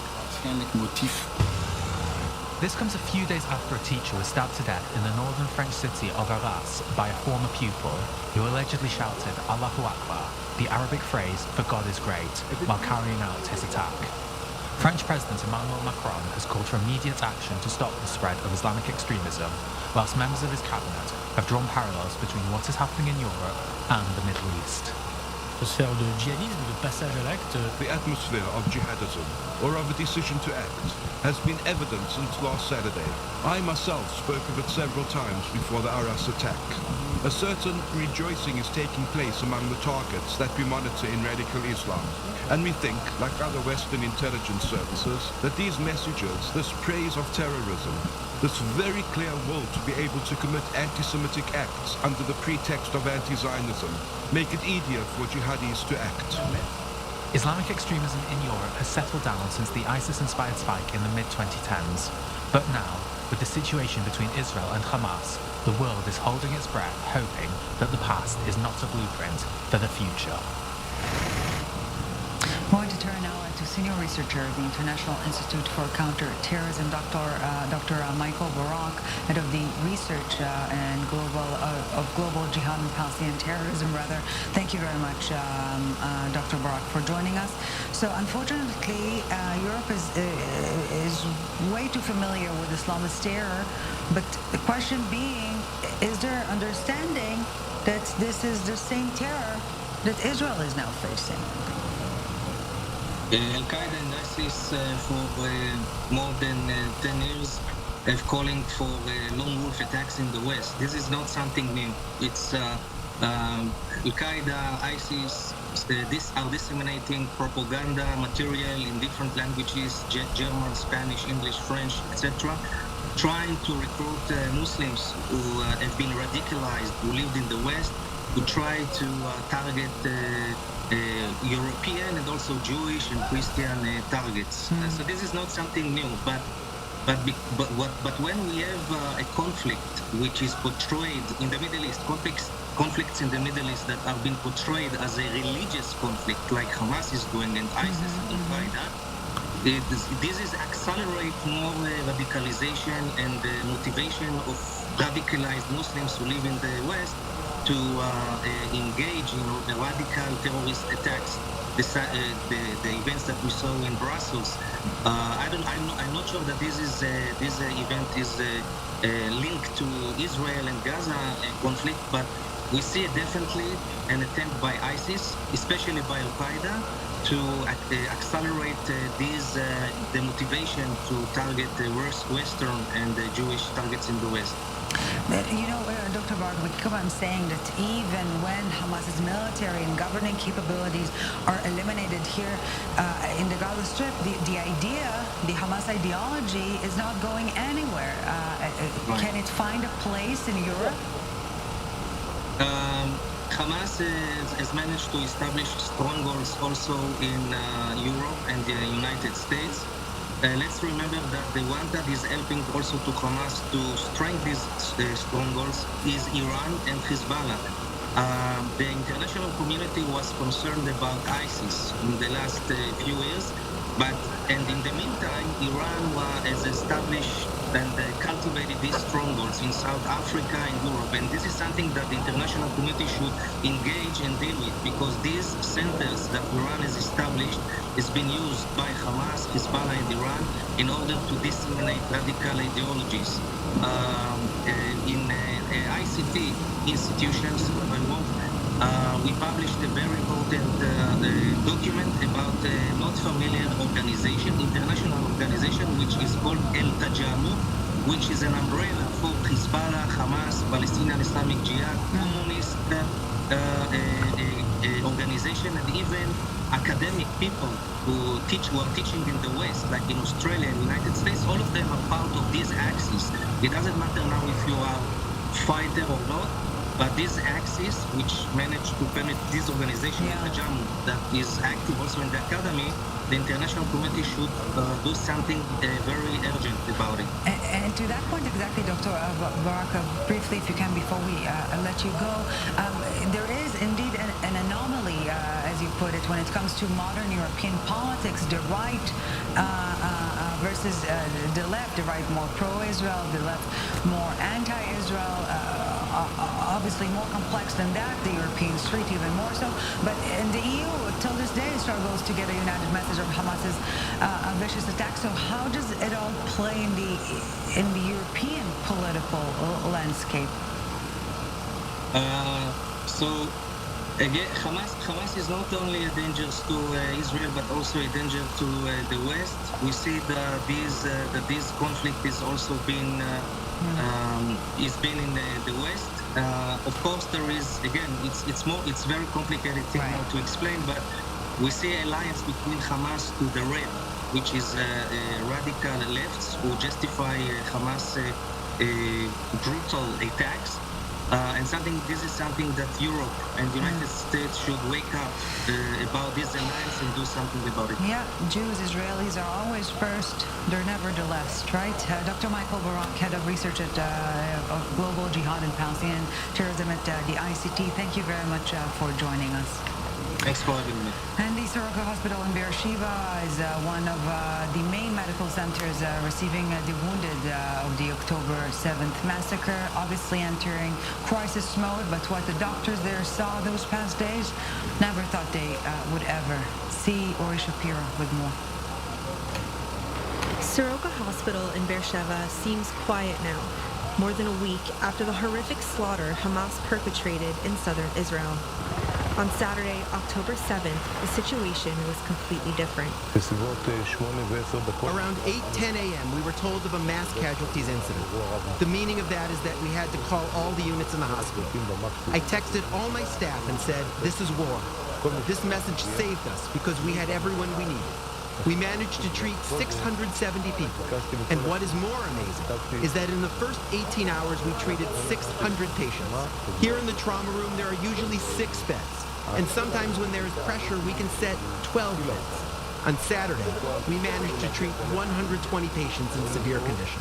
Physicians say that one of the biggest challenges they had was in treating wounded who were evacuated to the hospital only after many hours, something that made treatment much more difficult. Patients arrived after long, long hours, and it dramatically affected their treatment. We accepted patients in the afternoon and even later, when the hour written on their arterial tourniquet was 6 a.m. Despite the difficulties, staff at the hospital are determined to continue their hard work, even under severe physical and mental pressure. My personal feelings are very clear. We have no doubt and no hesitation. We are in a state of war. The hospital staff is very strong. Most of us live in the south. It is very clear to us that the country needs us and that we are the medical Iron Dome of the south. It is not just a cliche for us. We are fully in it. As I-24 News leaves, the team encounters singer Amir Benayoun singing a song for the patients and the crew about angels who are setting tables for the king.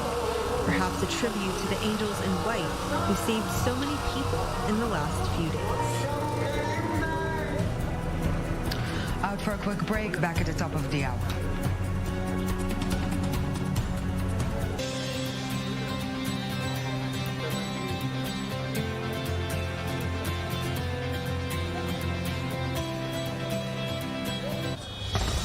Israel Israel is officially in a state of war. This is a very active scene, and we need to get in the car as we're talking. More than 100 soldiers and civilians have been kidnapped. Help us, we don't know what to do. We just don't know anything. Entire families, including babies and children and elderly, were butchered in their beds. Awaken the giant, and we are ready and we are strong. Everyone is showing up. This is the unity.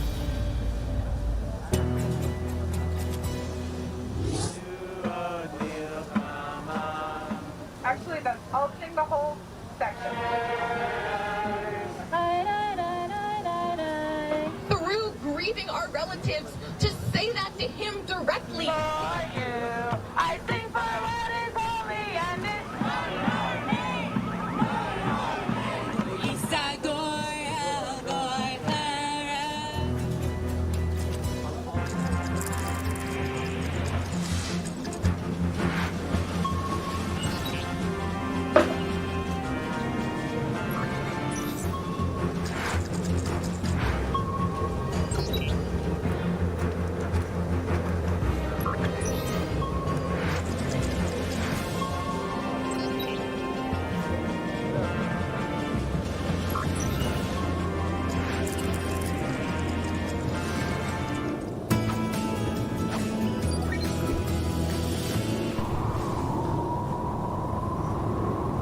This particular project, with a gross capacity of 103.5 megawatt, will be producing around 230 gigawatt hour of clean renewable energy per year.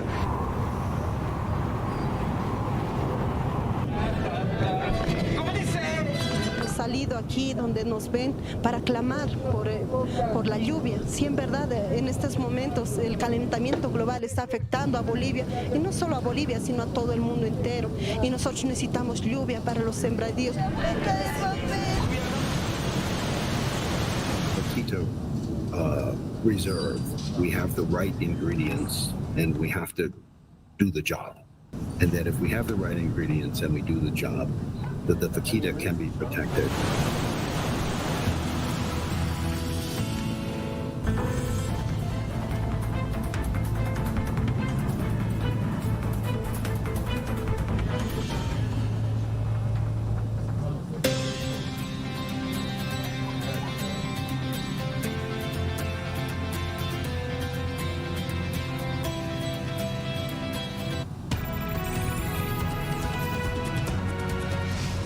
Welcome back to the special broadcast here on I-24 News as we continue our rolling coverage of Israel's war against Hamas, Day 11.